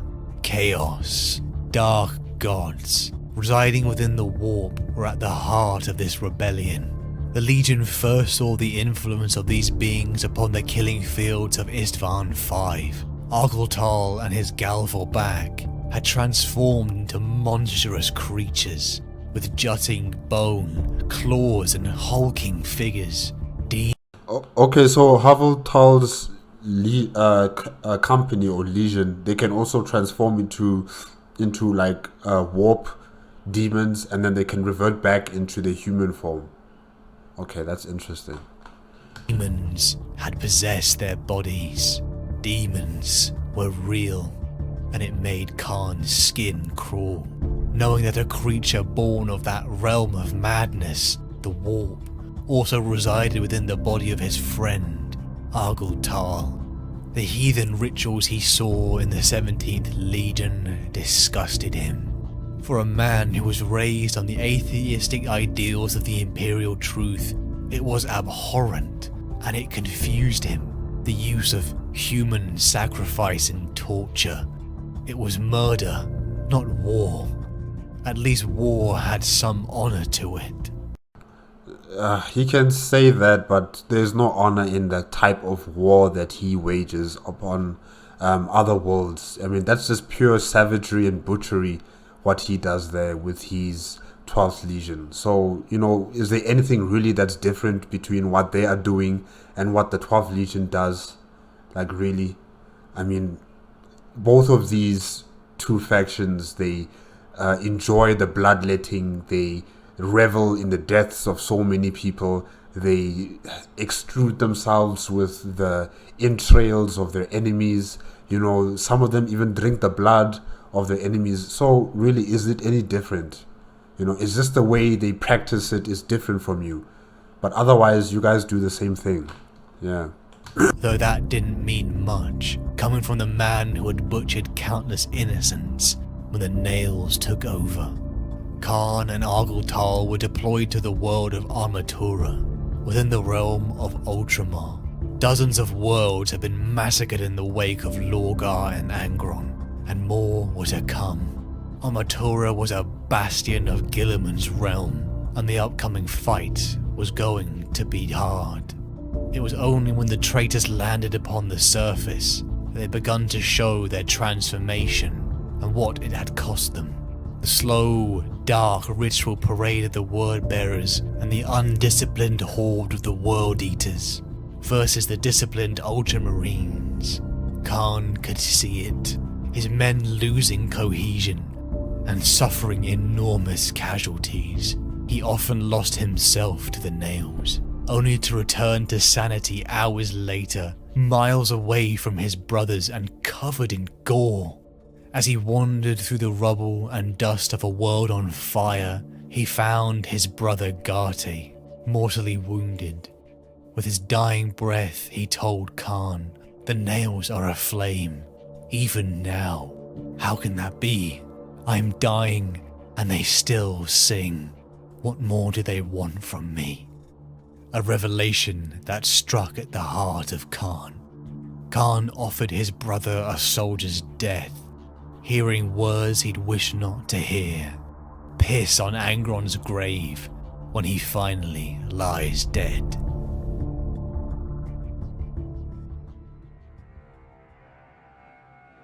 Armatura burned. Kharn and the traitorous forces cleaved their way across the world, showing no heed as they flung themselves upon the iron-disciplined lines of the Ultramarines' garrison, hoping rage and axe would do. Sometimes the bite of the nails became so great that the World Eaters would attack each other when they ran out of enemies. Just like what I said in terms of the social cohesion of the group has been destroyed, and if they're not attacking the enemies, then they would start attacking each other, which is what's happening right here. Hopefully the Ultramarines can, fend off these Chaos Marines. Hopefully they can win against them. I don't want the Ultramarines to lose this planet. I know there are some people who don't like the Ultramarines because they're, goody two shoes, the heroes of the story all the time. But I am still in that process of liking the Ultramarines. So I support anything that the blue guys do. Yeah. Or what do they call them? The Smurfs. Yeah. Battle had been a bloody mess, with high casualties on both sides. But Kharn and Argyltal had survived, having fought side by side near the closing of the conflict. In the aftermath of the battle, Kharn found the discarded weapon of his Primarch, Gorechild. Seeing the size and strength of this enormous chain axe, he claimed it. He was drawn to it. He knew he risked his Primarch's wrath by violating Angron's superstition of inherited weapons bringing ill luck, a gladiatorial myth taken from the red sands of Nuceria. Kharn ignored his battle brother's protests and gave the discarded weapon to the Dark Mechanicum detachment attached to the 12th Legion's fleet, and ordered the senior Magi to restore the weapon to its former glory. A simple claim of a finely crafted weapon, or a subconscious way to tie himself closer to his father. Each battle in the rebellion had become more bloody for Kharn, The man is obsessed, guys. If it's not about his Primarch, then it's about his Primarch's weapons. He's obsessed. He's obsessed. He had soaked worlds in blood, but it had always been either for the love of war and conquest, or because the maddening rage of the butcher's nails had taken over. But this Asura's path he walked was watched. This chaos became more to the forefront of Kharn's mind over the Shadow Crusade. Even witnessing Erebus, the first chaplain of the Wordbearers, resurrect Argyltal's friend, Cyrene the Confessor, in a dark ritual. Witnessing the blood-curdling screams and the unholy dark tongue of gods of the warp. Erebus, the chief architect of all of this, that guy. Okay, wow. It disgusted him, but yet a part of him was intrigued. The first chaplain Erebus of the Wordbearers, the Dark Apostle, had power that even Kharn, with all he had seen, could not rationalize. Argyltal told him that this primordial truth, this pantheon of dark gods, was the truth, and they had to face it. Because they couldn't live a lie. The Emperor's lies. Perhaps the idea of this disgusting faith being the truth of the universe unnerved him. He had turned from the Emperor's side because he was an uncaring tyrant who clearly hid things from them. But was this truth worth knowing? We can all think to a time in our own lives where our naivety was a blessing in the face of truth. Though the flames of hatred had flickered within Kharn, Argyltal's friendship kept them at bay, both men wishing to see their brother survive this war, and fearing losing their friend. So when the words came from Erebus, that Kharn is destined to die on a world with grey skies, the Crimson Lord's fears bubbled to the surface.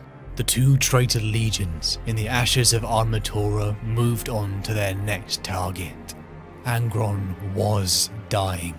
The nails had been killing him for decades, and Lorgar, Primarch of the Wordbearers, had promised Kharn there was a way to save his father. Even as a recruit, all Kharn wanted was his Gene Father's acceptance, waiting in patience, enduring more than most could tolerate. And now there was a possibility for that dream. The traitors headed for Nuceria, Angron's homeworld. As the traitor forces arrived, the world burned under the fury of the traitors. But they were soon counterattacked by Rabute Gilliman and his Ultramarines, seeking revenge for what the traitors had done to his realm. Kharn and Argyltal fought side by side, the Berserker and the demonically possessed man. Argyltal clung to Kharn as the titanic battle raged on. They put their lives on the line for each other, despite Kharn losing himself to the nails many times. Argyltal even had to fend off Kharn himself. The fear of Erebus's prophecy had made Argyltal fear for his brother's life, leaving his body a wreck after hours of grueling conflict.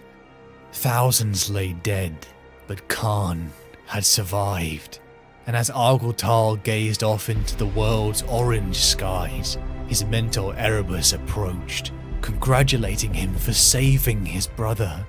And as the Dark Apostle drove the blade through his back, the demon inside him screamed, and Kharn's last friend in the galaxy faded from this world.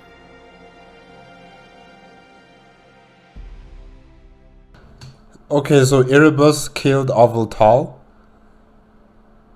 and maybe this is how Kharn dies. You know, that part of him that is still human, if I can say that, dies with him the moment he sees his best friend being killed.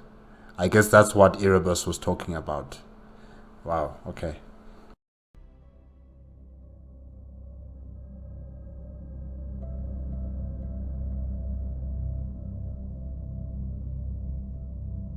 Bold, Kharn. Are you sure? Gorechild revved for the first time since his rebirth, eating the air with the throaty snarl of an apex predator. That interruption was the only answer Kharn would give, and Erebus raised his Crozius in reply. Come then. 3 blows. The first, Kharn smashed the maul aside with the flat of his new axe. The second, he cannoned a headbutt into Erebus's nose, breaking cartilage with a wet crunch. The third, Gorechild tasted first blood, ripping across the chaplain's chest, carving a canyon of flesh over the dense subdermal armor of the warrior's back carapace torso implant. All of this had happened in the time it took Erebus to blink. No one could move as fast as Kharn moved, no one human, and nothing mortal. The chaplain threw himself backwards, Crozius up high to guard. Kharn walked forwards, gunning Gorechild's trigger. The crowd was silent now. This was a Kharn they had never seen, not even on the field of battle. Another 3 blows, delivered with the same blinding speed. Erebus's maul clanked skidded across the deck.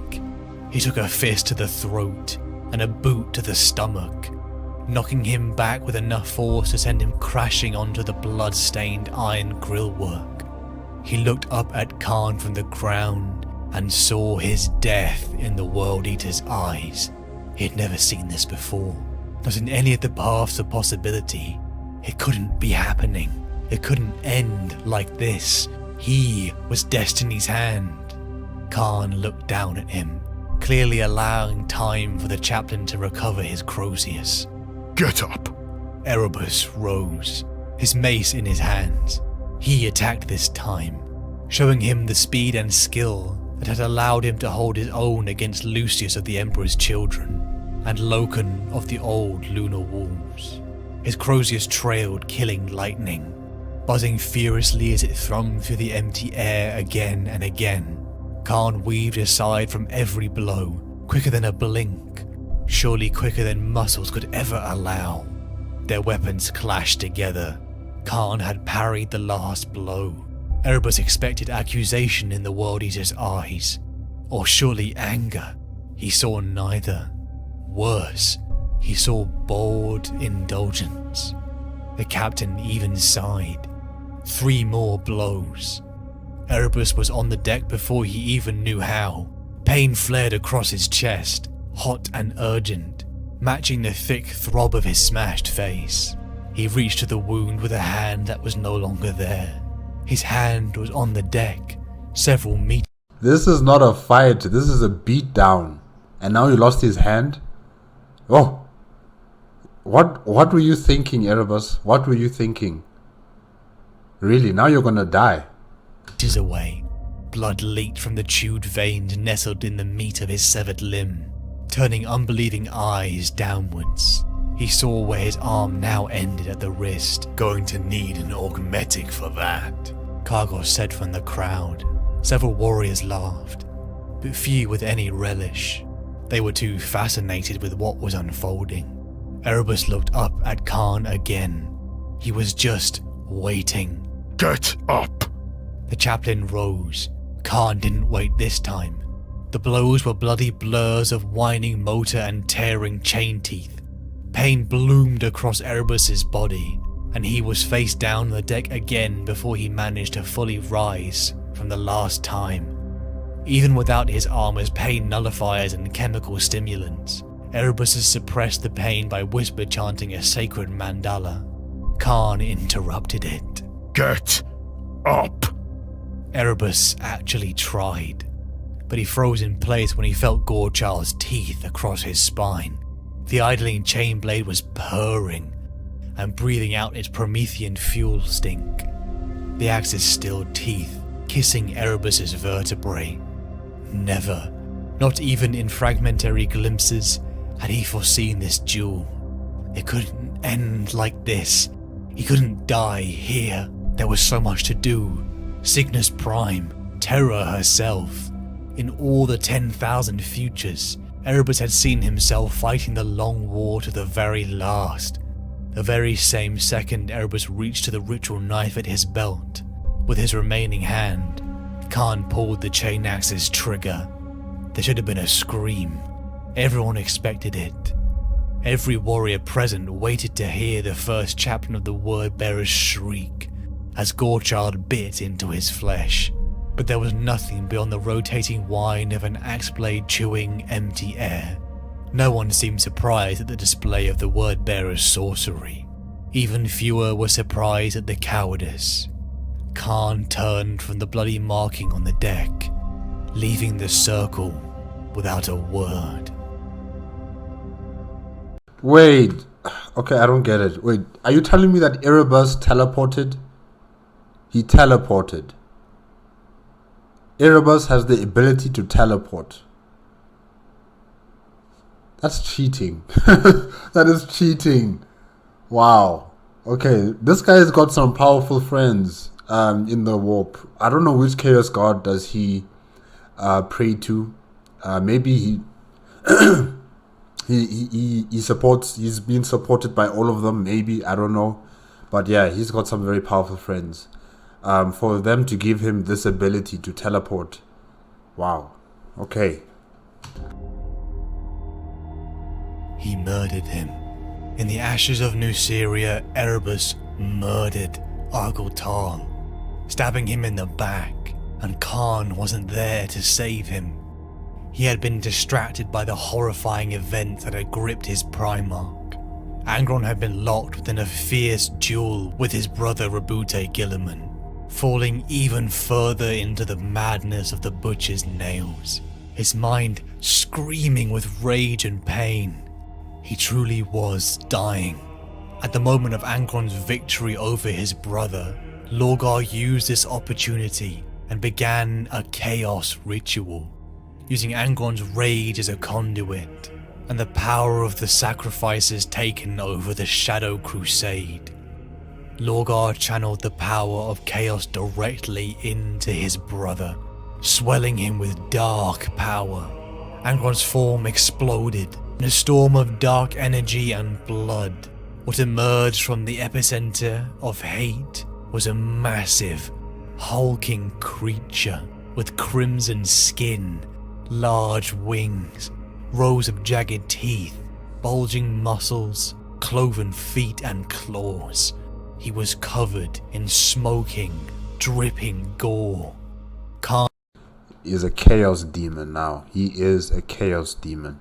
And the World Eaters stood in shock as their father had been turned into a demonic beast. Imagine putting yourself there before this demonic creature towering over you. The smell of iron in the air as blood dripped from its form. The fear and intimidation that would grip you. Kharn had seen his father die, only to be replaced by this living nightmare. Following the events on Nuceria, Kharn and the Legion locked their Primarch within the deepest bowels of their flagship, though no prison could ever hold him for long. Lorgar had told Kharn once that he would save his father, and he had. The Butcher's nails wouldn't kill him anymore, but was this any better? Kharn hated Lorgar. This was no salvation. At the moment of pure anguish, Lorgar asked him, "Would you like to know who killed Argyle?" His last friend in the universe was dead. His tether to his humanity had shattered.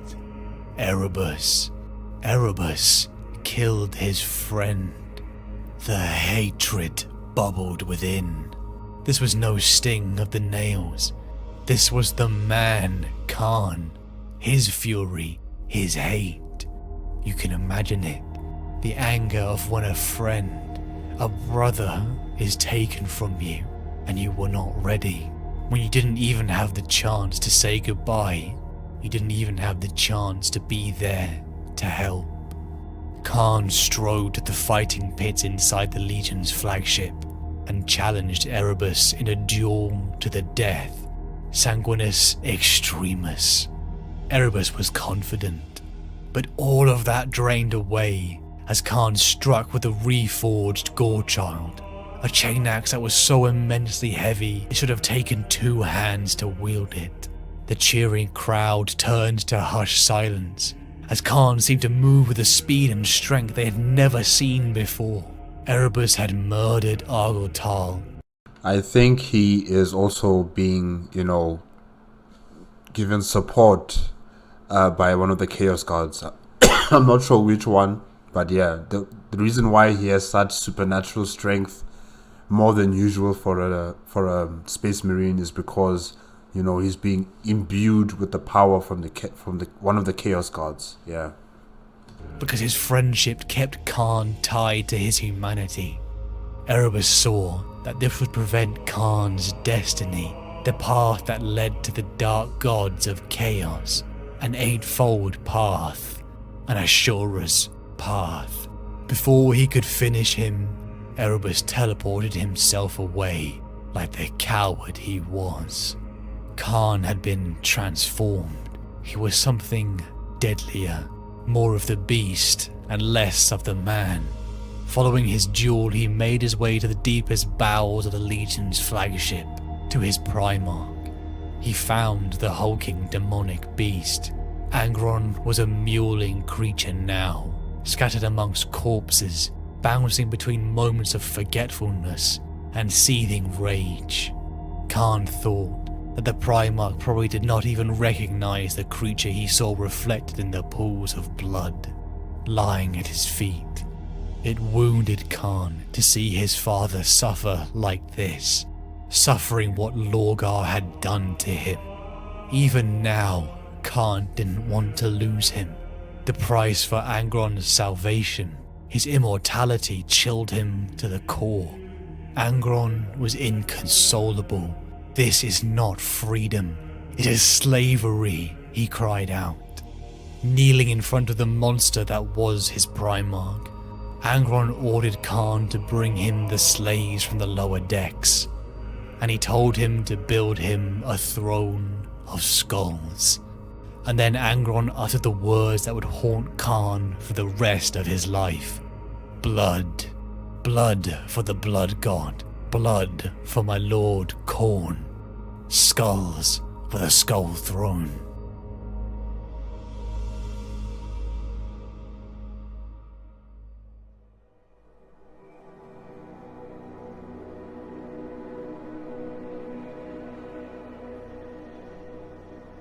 Something was watching him. Kharn felt its eye upon him. The same sleepless and unwavering eye that had watched his father all his life, he now suspected. His nails were stinging constantly. His headaches never went away, and he felt himself falling. He would black out, only to awaken hours later, finding himself covered in gore and surrounded by corpses. He was in constant pain, the 8-fold heat washing through the base of his skull. Kharn's brothers, if they could still be called that, were no better. Rampages and slaughter became commonplace amongst the Legion's fleet. The very ships themselves flowed with rivers of blood. Any water had long since gone, and after a while, you got used to the taste of iron down your throat. Kharn finally understood now that he was damaged. Would that I were judged for my atrocities. I could answer those in a heartbeat, and spit upon any who would say that the legionary's rightful role is not that of an attack dog. Rather, I know I am to be condemned for whatever vestige of mercy and sane thought I can still muster when the killing is done and the butcher's nails are sated. Such things as mercy and sanity are of no interest to whatever it is that lurks beyond. Khorne, the god of war, rage, blood, and martial honor, strength and murder, had seen the equerry of Angron, watching him his whole life, seeing the mountains of corpses, the slaughter, the prowess of this boy from Terra, Surviving the impalement at Isfahan III, he thought he had survived out of sheer will, or had something else been there in his time of need. The flame. Maybe Kharn saved his life after he got, impaled. So probably that's what happened, because I really thought maybe he had died there, but somehow, some way he survived that. And probably Kharn must have been, looking at this guy since the very beginning, watching him grow into what he is right now. Flames of hatred, the beast that calls out for oblivion, pulling you further from your humanity, from your sense. It was an Asura's path, an eightfold path that led to Kharn. Kharn and the Legion lost all sense of direction. As Horus's rebellion progressed, the 12th Legion simply went from planet to planet in search of victims for their rampaging Primarch and his Berserker Legion. They needed blood for the Blood God. Years of undirected slaughter ravaged the worlds of the Imperium until the moment came. Horus was ready to assault Terra, ready to take the head of the Emperor in the name of the Dark Gods. Horus dispatched Perturabo and his Iron Warriors to bring Angron and his legion to muster upon the world of Ullanor before the Siege of Terra could begin. Perturabo found the 12th rampaging on the world of Deluge. Perturabo's iron-disciplined warriors headed down to the surface, establishing a defensive line upon a hill surrounded by a thick mist. A single man emerged from the fog. Yeah, I don't think they should be going down to the planet to tell them, hey guys, let's go. We have to go back to Terra. No, rather call them or send them some sort of like a message, but don't go down there to talk to them, because these guys, I think they would kill you just for sport as well. So yeah, this sounds bad. He was twitching and covered in blood. Kharn. With seemingly all his strength, Kharn was holding back the rage. He spoke to them. He begged them to leave before it was too late. But then the demon Angron and his Berserker Legion charged at them. A bloody battle ensued. But just like the Night of the Wolf, Angron became separated from his legion. He was beaten into submission by Perturabo and his Iron Warriors. Restrained and refocused, the 12th Legion were dragged to the muster at Ullanor and joined the traitors. Now, the Siege of Terra could begin. The war had been long, and Kharn was very different from the boy who had left Terra 2 centuries before. Now he returned, a traitor. What began was the most brutal battle in humanity's history. Billions of lives would be lost in the titanic clashes of ordinary to superhuman warriors. As the 12th Legion approached Terra, Angron's rages threatened their flagship, and so it was Kharn who was sent to calm his father. But as he entered the corpse-filled chamber, he was set upon by the raging Primarch. Almost a recreation of their first meeting, Kharn was thrown around and beaten, and with a voice, half twisted by a beast jaw and half growl, the Primarch revealed he knew the 8th Captain's ultimate destiny, and wished to supplant him as the chosen of Kharn.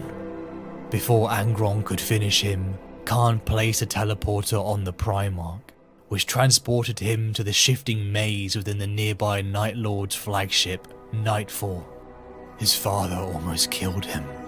His ties to his humanity fully snapped. His nails were biting with unbearable pain. The heritage of heart that he loved with the War Hounds was gone. The eightfold path. His father's path had disgusted him once. The price for immortality. It is such a heavy thing to carry hate in your heart. It's like a poison. But what else did he have in this universe? Above the place of his birth, after decades, with nothing left except the joy of war, Kharn fell, pledging himself to his father's new master. Blood for the Blood God. Skulls for the Skull Throne. The Archmagos reforged Gorechild. Now, he has reforged me. I will wear the red, the brass, the bronze, fresh from the armory and turned by my own hand, though I am no devourer. I spit on Taruga and all the rest. Our Primarch is a newborn creature of the warp, a prince of blood. He needs no protection that legionaries can offer. Rather, I am sanctified in the colors that are said to most please our new god. But I will not lose myself. Many of my brothers have followed my example, even as they follow me now on the field of war. The brain fire keeps our blood hot. With every swing of our blades, we anoint the icy ground before us. We will walk the eightfold path. We will wear the mantle of the Caeda Remisum, even though the Primarch forbade it. We will rebel, just as he rebelled. We will kill not because we are ordered to, but because we live for it. Blood and pain and nothing more. This last edition is the purest form of worship I can imagine, glowing bright and crimson in the corner of my visor display. It is a calming counterpoint to the nail's fierce tick, tick, tick. Val Kereda knows me well indeed. A tally, a measure of my skill and a tether for my soul. The others may do as they wish, but I will not lose myself. I will not become like our Primarch. This is no brotherly contest of old. These are my offerings to the Blood God. By the count of their skulls will I prove my worth, for they are all I have to offer in place of my own, before each new battle's ending. To Kelly, Horgan Prime, Dobrosk, and all three of its moons. Stener, the orbital cities over Palyax. Another world whose name I forget. Nebe 6, Nebe 2, Deluge, and so on and on to the hallowed throne world itself. I am not. But now Kharn saw the circle complete. He saw what 7 years of total war had done to the Empyrean. He saw what its warriors had been turned into. He had a vision. Even then, in the midst of the most strenuous and lung-bursting fighting he had ever experienced, of thousands of warriors in this very mold, marching out from fortresses of unremitting bleakness, every one of them as unyielding and soul-dead, and fanatical as this one, never giving up. Not because of any positive cause in which they believed, but because they had literally forgotten how to seed ground. And he saw then how powerful that could be, and how long it would last, and what fresh miseries it would bring to a galaxy already reeling under the hammer of anguish without limits. And then even Kharn the Faithful, shuddered to his call. I am not. He fought on, not out of wild desperation, because this could not be allowed to go unopposed. This could not be countenanced. There was still pleasure, there was still heat, and honor, and the relish of a kill well made. But it would all be drowned by this cold flood if not staunched here, on Terra, where their kind had first been made, where the great spectacle of hubris had been kicked off. He had to stand. He had to resist, for humanity, for a life lived with passion, for the glorious pulse of pain, of sensation, of something. I am not. He panted, his vision going now. Is he currently in battle with someone as he's saying all these words? Huh. His hands losing their grip, As damaged. the black sword came at him again and again. Sigismund is the only guy I know who has a black sword. Okay. And I'm thinking that is Sigismund right there, so yeah, okay. It was impossible. This way of fighting, too perfect, too uncompromising, without a thread of pity, without a kernel of remorse. He never even saw the killing strike. The sword edge hurled at him with all the weight of emptiness, the speed of eternity, so magnificent in its nihilism that even the great god within him could only watch it come. Thus was Kharn cut down. He was dispatched in silence, cast to the earth with a frigid disdain, hacked and stamped down into the ashes of civilization, his throat crushed, his skull broken and chest caved in. He was fighting even as his limbs were cut into bloody stumps, even as the reactor in his warp-thrumming armor died out, raging and thrashing to the very end. But by then that was not enough. The last thing he saw, on that world at least, was the great dark profile of his slayer, the Black Templar, turning his immaculate blade tip down and making ready to end the last bout the two of them would ever fight. Not as damaged. Gasped Kharn, in an agony greater than anything the nails could have ever given him, but with more awareness of lucid cruelty of the universe than he had ever possessed before. As you. And then the sword fell, and his god left him, dead, amid the ruins of his ancient home. But he's not really dead, is he now? Because he's now fully inducted as a Chaos Marine. So I'm sure he'll return in some point in the future.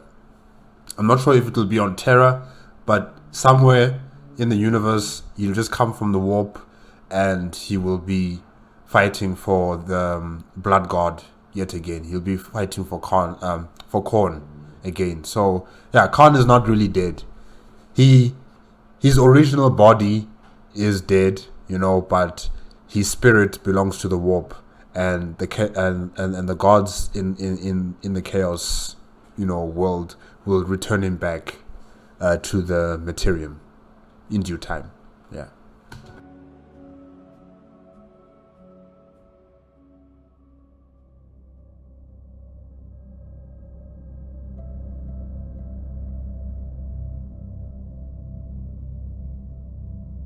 Terra burned. Titanic armies clashed in battles that truly encompassed the word apocalyptic. The black skies were choked with ash and pollution, ensuring near total night permanently. The world had been changed forever. Kharn had taken a series of small steps down a path of corruption over centuries. It is only when you look back that you realize how far he had fallen. He had pledged himself to the Eightfold Path, to Khorne, following in his father's footsteps. Dark power swelled within him. Kharn was already amongst the deadliest warriors across the Imperium, but now he was more. His strength grew exponentially. Kharn, even before the nails, enjoyed battle, but with chaos pulsing through his veins, he loved it. The euphoria of slaughter, of proving his strength was greater, feeling the warm blood splash on his skin. He knew deep down that he was broken.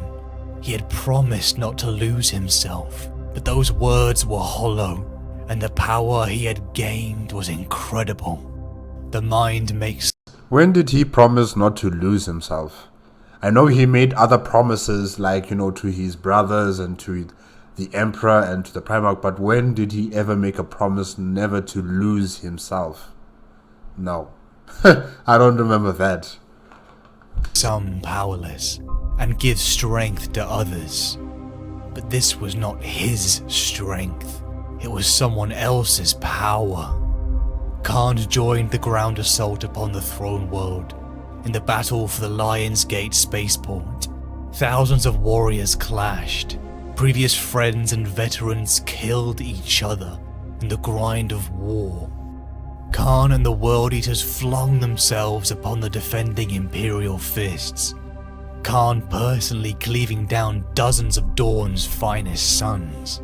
The raving berserkers were lost to their nails and penetrated deep into the loyalist lines until he was confronted by Sigismund, his once friend. His once friend must have been shocked by what had become of the once noble, charismatic Kharn of the Great Crusade. No, I don't think so. I think he's focused on the business at hand. He has no time to be shocked. He's just gonna do what he has to do. Yeah. How far had he fallen? The two once brothers of war launched themselves at each other. Sigismund's martial skill was incredible, something they had bonded over in the countless duels they had fought over the years. But with the strength of a dark god pumping through him, Kharn began to overpower Dawn's champion. It was like defending against tank shells, as Gorechild battered Sigismund's defenses. Kharn was moments away from delivering the death blow, but Sigismund was saved thanks to Rogel Dawn, who smashed him off the walls. Kharn survived, much to the delight of his patron god. The Siege of Terra progressed for the traitors. Months of endless battles for every inch of ground. Humanity was fighting for its very existence, and the fight had devolved into a disorganized mess as bands of chaos-corrupted traitors roamed the rubble and ruins of the once jewel of the Imperium. Kharn found himself blacking out, awakening days or even weeks later from the rampage of the Nails. He had truly become a beast, simply roaming for prey, though he was enjoying himself. A man with no humanity had no capacity for regret or mercy. Kharn and the traitors closed in on the Imperium's innermost sanctums. The World Eaters and Kharn was simply a roaming rabble. Like packs, they swept through the streets, seeking out any skulls they could offer to the Skull Throne. After months of unending victories, he was once again confronted by Sigismund, now adorned in black armor, wielding an equally dark sword.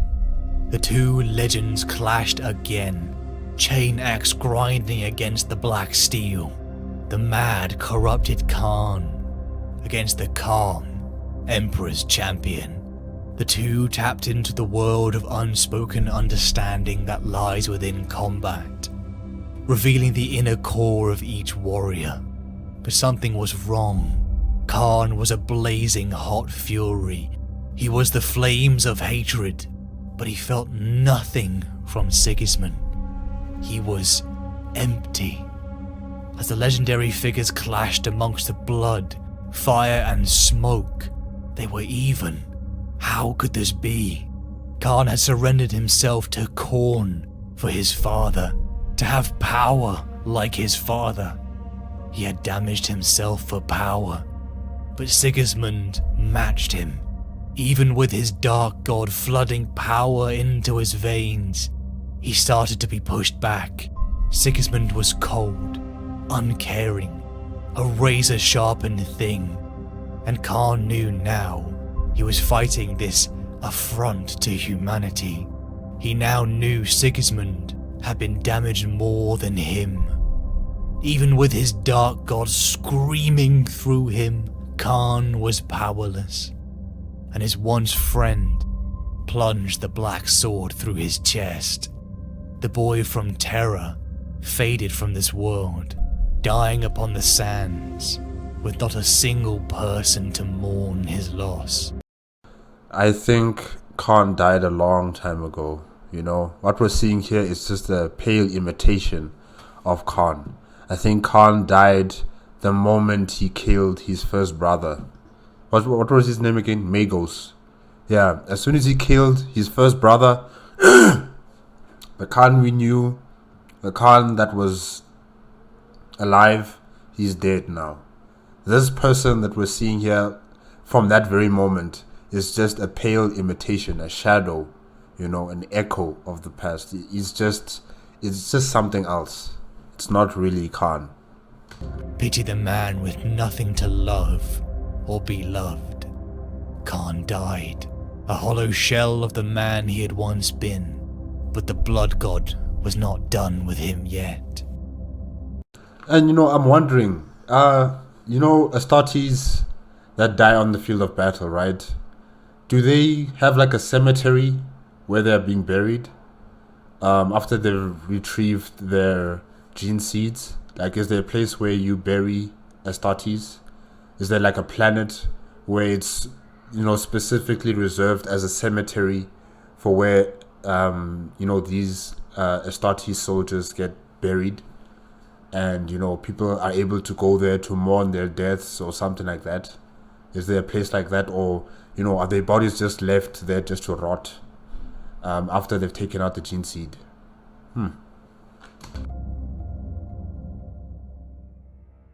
The flamer is bulky and unfamiliar in my grip, and far heavier than my holstered pistol. Half-remembered rote training guides my hand. Open the reservoir, adjust the ignition angle, thumb the safety and squeeze the trigger. From within, there are more screams, and the reports of unspent bolt rounds detonating in their magazines. The heat of the flame drives steam from the frozen earth all around. Movement. The crash of an unarmored body falling to the ground. Footfalls. Frantic. Hefting the flamer in my oft hand, I swing Gorechild in a wide arc. My timing is perfect. The shrieking teeth of the chain axe greet the burning man in the instant that he emerges from the archway, cleaving through armored gorget, meat and bone.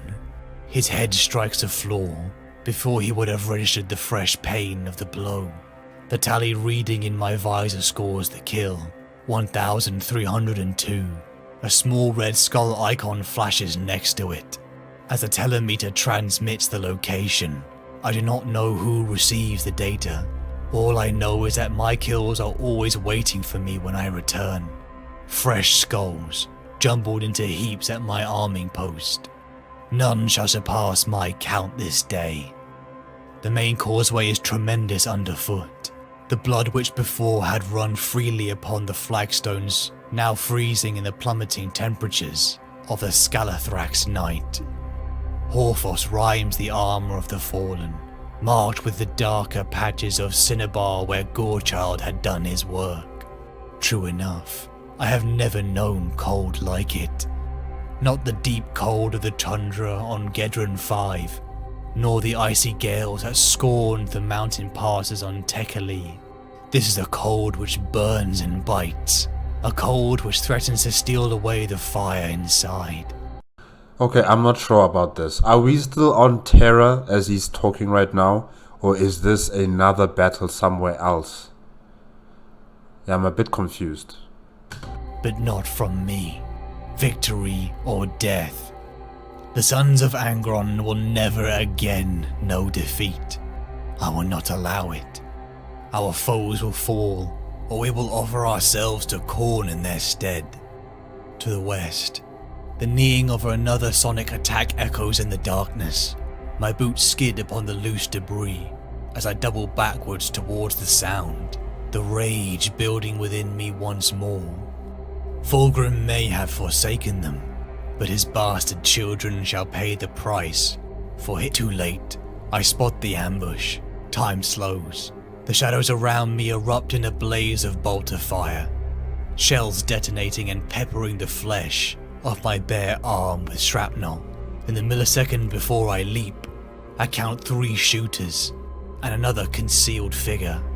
My pistol is in my hand before I leave the ground, and a burst of incandescent plasma vaporizes the head of the nearest attacker.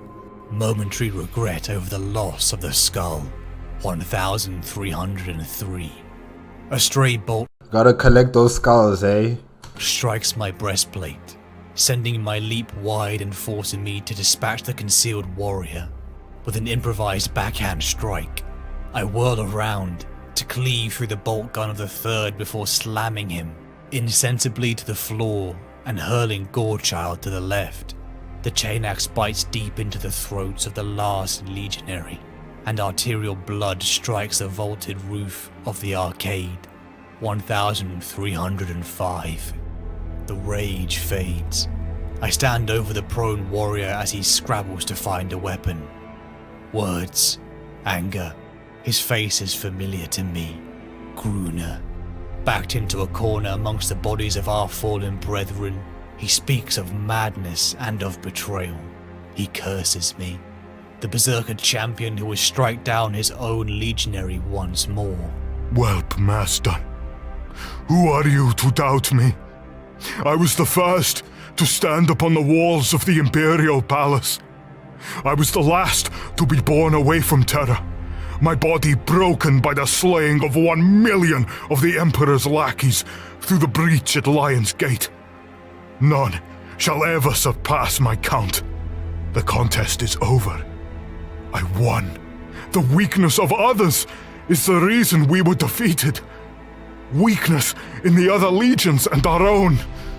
If this is all that remains of the honor of the World Eaters, then I am glad to be called their betrayer.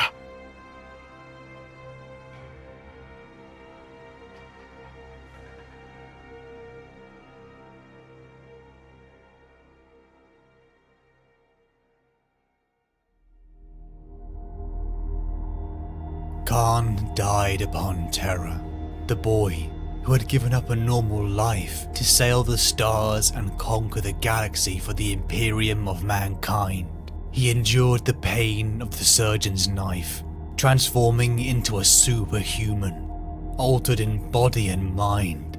As a young neophyte he trained under Gruner, who taught him the heritage of heart of his new home, the War Hounds Legion.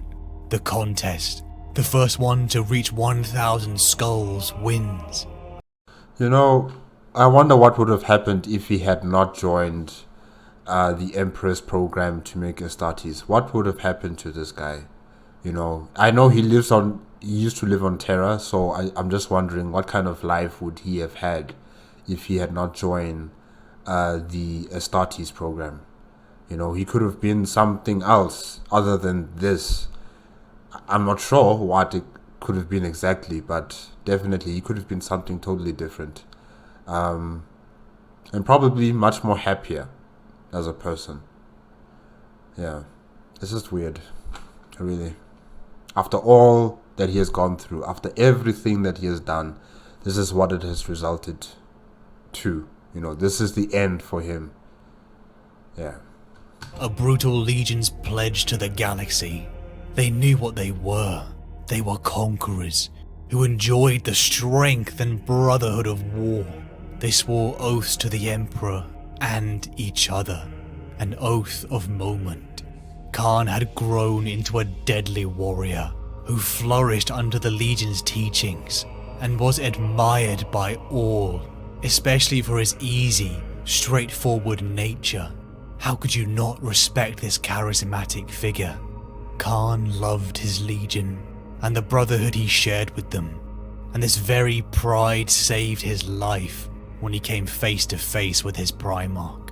Beaten and on the edge of death, the broken Primarch Angron was about to kill him, but Kharn was smiling.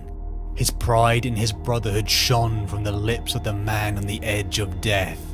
The warrior spirit within Kharn shone through, and it proved to Angron there was something worthy within the 12th Legion. Kharn finally had his Primarch, his blood sire, and gave him his undying loyalty. But the mental shackles we place upon ourselves diminish strength. Kharn was strong, but he was also weak when it came to his father. He was not willing to betray in his ideal of what Angron could be, nor betray the brotherhood he felt for his Primarch, and it would cost him everything. the man who once valued brotherhood over everything, fell down a path that caused him to spill his brother's blood. He even had the butcher's nails hammered into his head, submitting himself to mind-numbing headaches, only giving relief in the midst of blood-pumping combat. Though he told himself he had to follow this path, to shed weakness, to perform his duty to his Primarch, Kharn was no fool, and he saw the decay of brotherhood over decades, even participating in it for his Primarch and his Legion. After 2 centuries of conflict, the War Hounds had been turned into something unrecognizable, something the other legions had begun to see. Kharn and the Legion were undisciplined and resentful to an emperor that had allowed them to become butchers, a resentment that conflicted with their loyalty to their Primarch.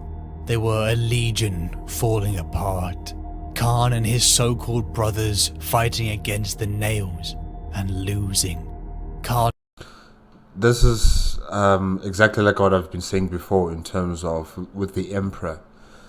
I mean, he had so much time to deal with this matter. He literally, the moment he teleported Angron from that planet onto the aboard the ship, the Conqueror, he should have been there, the first person there to greet his son, telling him what's going on, asking if there's any way he can help him with the butcher nails. You know, he could have been there to do these kind of things, and we could have avoided many of the situations that we see here, you know, because then Angron wouldn't have been so rebellious towards his father.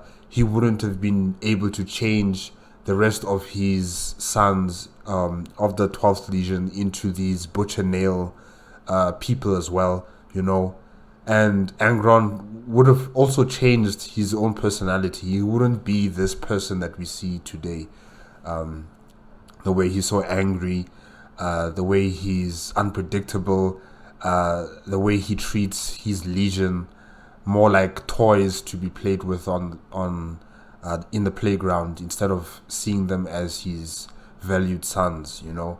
If the Emperor had intervened from the get-go, from day one, many of these problems that we see would not have existed. But anyways, once again, weak to his Primarch's will, followed him into rebellion, losing his mind to the nails as he slaughtered his previous battle brothers and friends upon the fields of Isfahan III. I am the Eightfold Path, words that Kharn began to scream as his mind was lost to rage and bloodlust, words that came from something dark, a spectre that had followed him his whole life. An Ashura's path Kharn walked.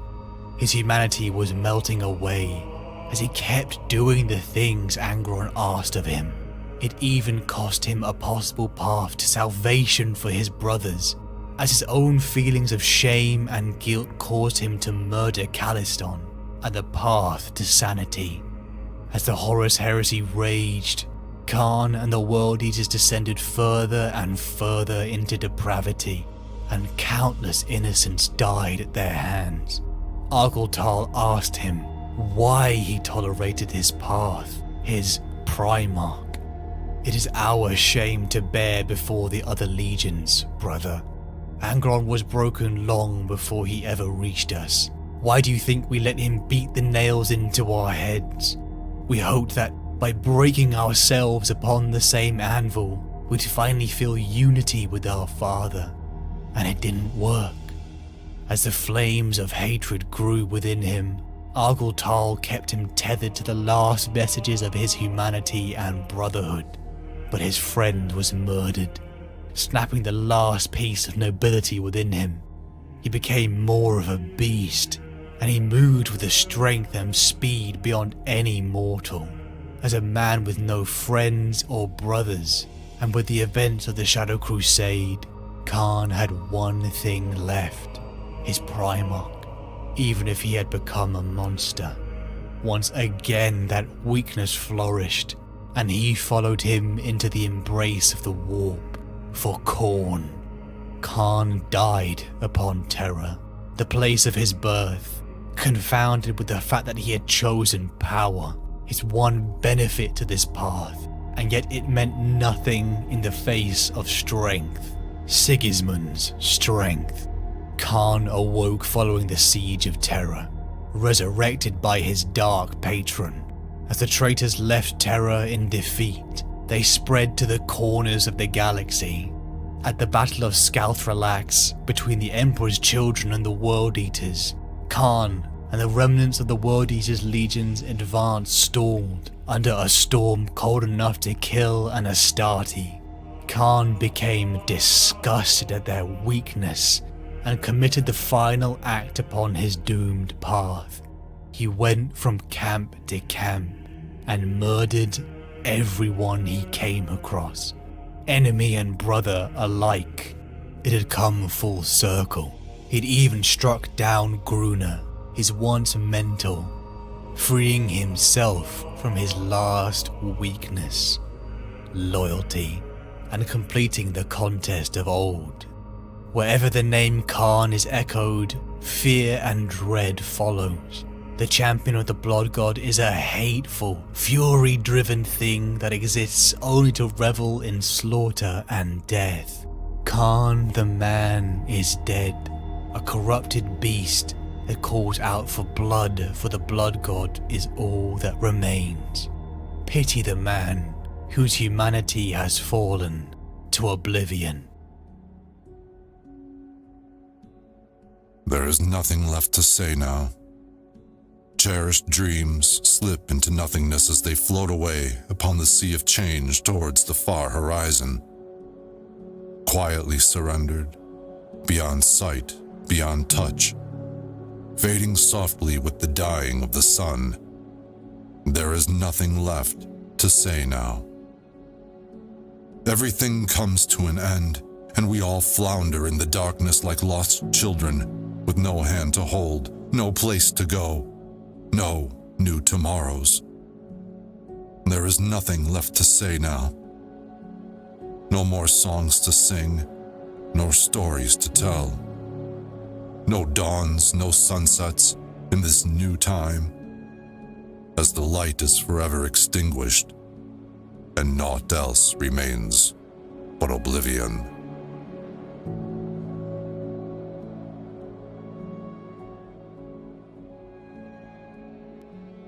The anguish of earth absolves our eyes, till beauty shines in all that we can see.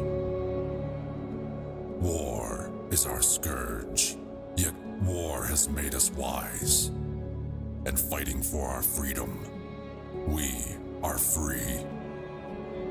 Horror of wounds and anger at the foe, and loss of things desired, all these must pass. We are the happy legion, for we know time's but a golden wind that shakes the grass. There was an hour when we were loth apart. From life we longed to share no less than others. Now, having claimed this heritage of heart, what need we more, my comrades and my brothers? All our strength, our will, has the power to shape worlds, yet it is kept in check, restrained by our beliefs, our doubt. Everyone is made up by the events of their past, and it forms walls around one's spirit, or breaks such walls down. The mind makes some powerless and gives strength to others. Because we are not ready to give up our ties or codes, we surrender ourselves. We become slaves to teachings and belief. That is why belief will always rule you. To truly believe in an ideal, you must be willing to betray it, not to follow it so dogmatically. That is the lesson of strength.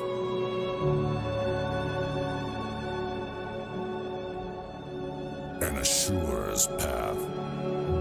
You a sad creature that cannot live without fighting, and the shadows of hatred flicker within your eyes. And for what? For wealth, ego, anger, unprincipled nature, power?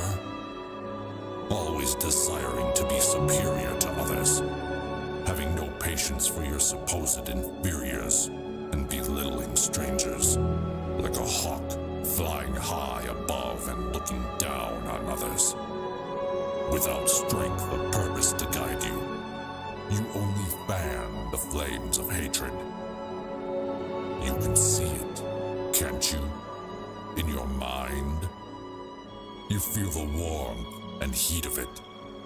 The beast that calls out for oblivion, pulling you further from your humanity, from your sense. There is nothing left to say now. Cherished dreams slip into nothingness as they float away upon the sea of change towards the far horizon.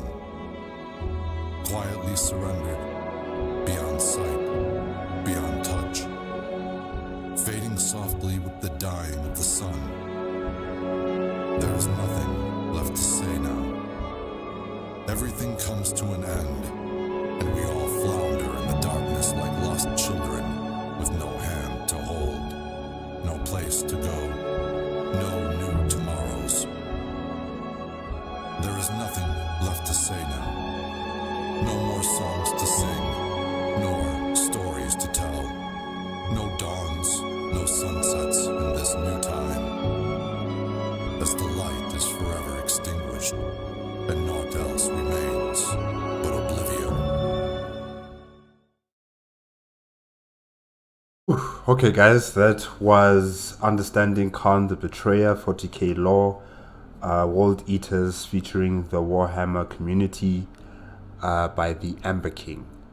Yes, this was a very, in-depth look into the 12th Legion as a whole, mainly, and not only just Kharn, as well as Angron, the Primarch of the Legion, but also just the entire 12th Legion, how it was first the War Hounds, and then they renamed themselves into the Eaters of Worlds, or the World Eaters, and how they descended into the bloodthirsty depravities and became the Chaos Demons, or the Chaos Marines for the Chaos God Kharn, So it really showed the development of this Legion from the height of their power to them becoming Chaos servants, Chaos slaves.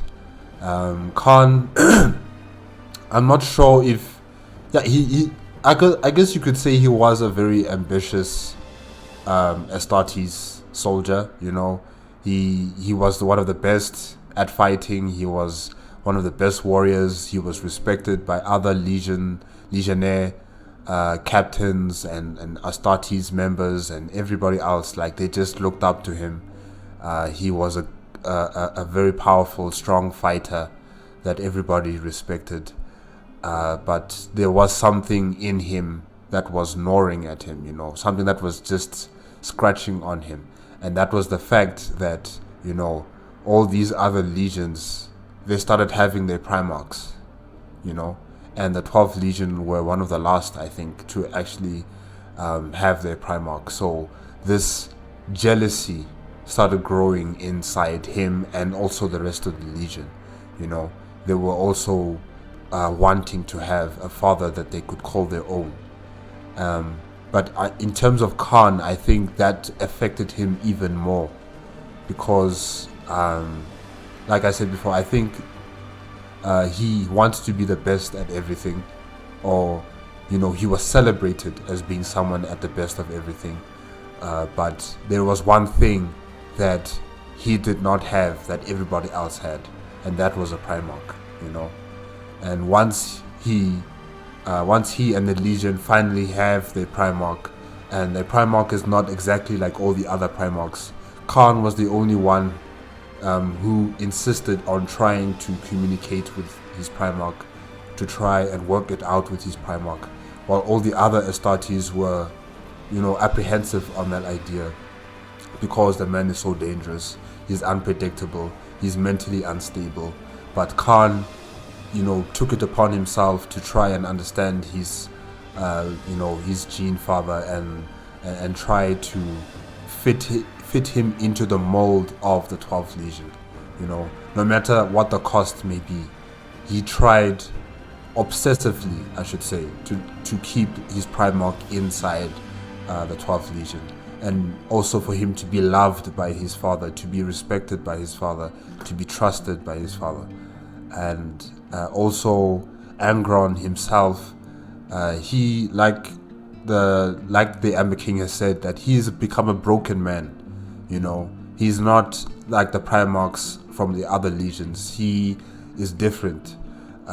He did not conquer his world, or he did not liberate his world. He was a slave in gladiatorial battles, and he had a medical affliction with the butcher nails. That just made it seem as if this Primarch was a failure, But to Kharn, that didn't matter to him. He just wanted to have, the same thing that all the other Astartes have, and that was a father to call his own, and he would try to keep him close no matter the cost, like I've said before, by, betraying the oaths he swore not only to the Emperor but to his brothers. He killed his brothers. He started to fight not purely out of, like honor, fighting for the Imperium of Man, but now it was just pure butchery, just bloodletting and destruction and a senseless killing, and just rampaging over planets and just killing anything and everything that moves. It was no longer about conquering, it was just about extermination with the Legion. And what compounded that even worse was when Kharn was the first one to accept the butcher nails that have been fitted onto the Astartes.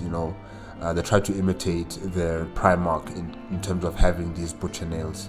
So he was the first one to do it, trying to further present himself to his Primarch as saying that, you see, I'm like you, I understand you, I'm in the same place as you, you can trust me, you can trust those who are also taking the same path, and you can respect us. He tried everything to please his Primarch. He was literally a slave to his ideals and to his beliefs, and he became weak because of that.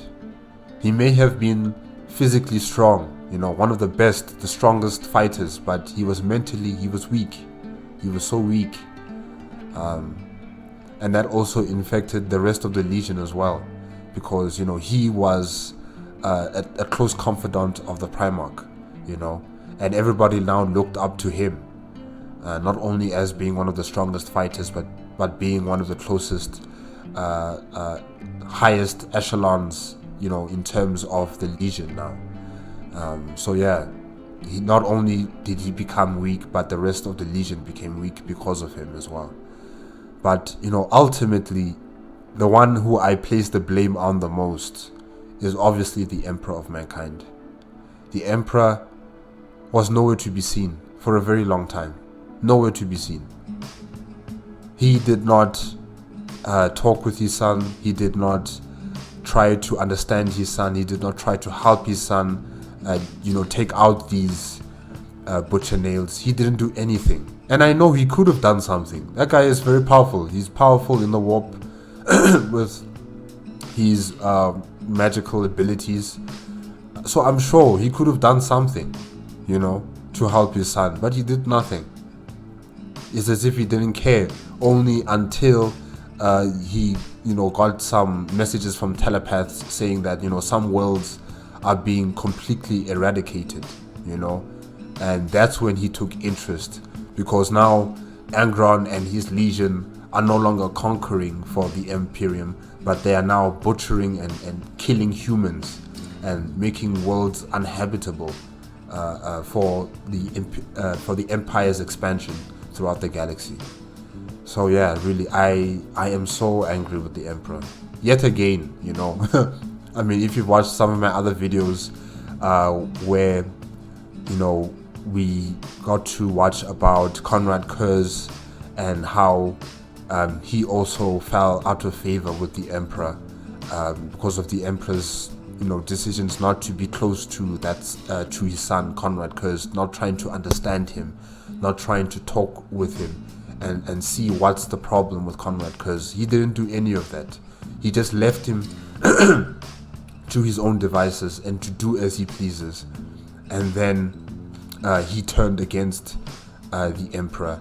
And then the Emperor blames it on him, saying that it's all your fault. You had the choice not to do this. You had the choice not to become this way.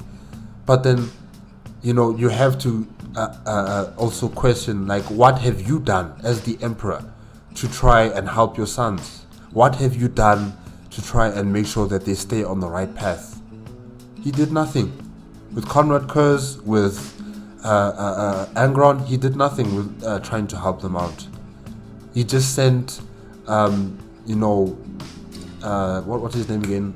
Lionel Johnson, you know, as a surrogate, as a surrogate to his responsibilities, you know, for him to deal with this matter, instead of him as the father of this Primarch to come and deal with this personally.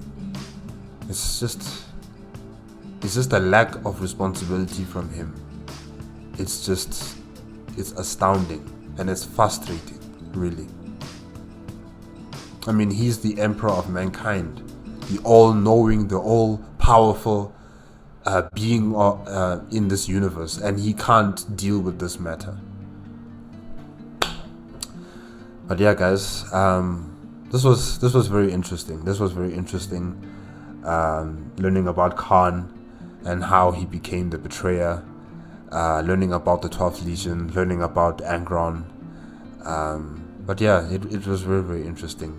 The Amber King really compiled a very, you know, entertaining video here, you know, from beginning to end.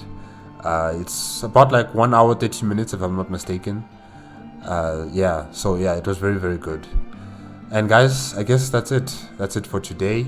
If you like the video, remember to give me a like, comment and subscribe to my channel.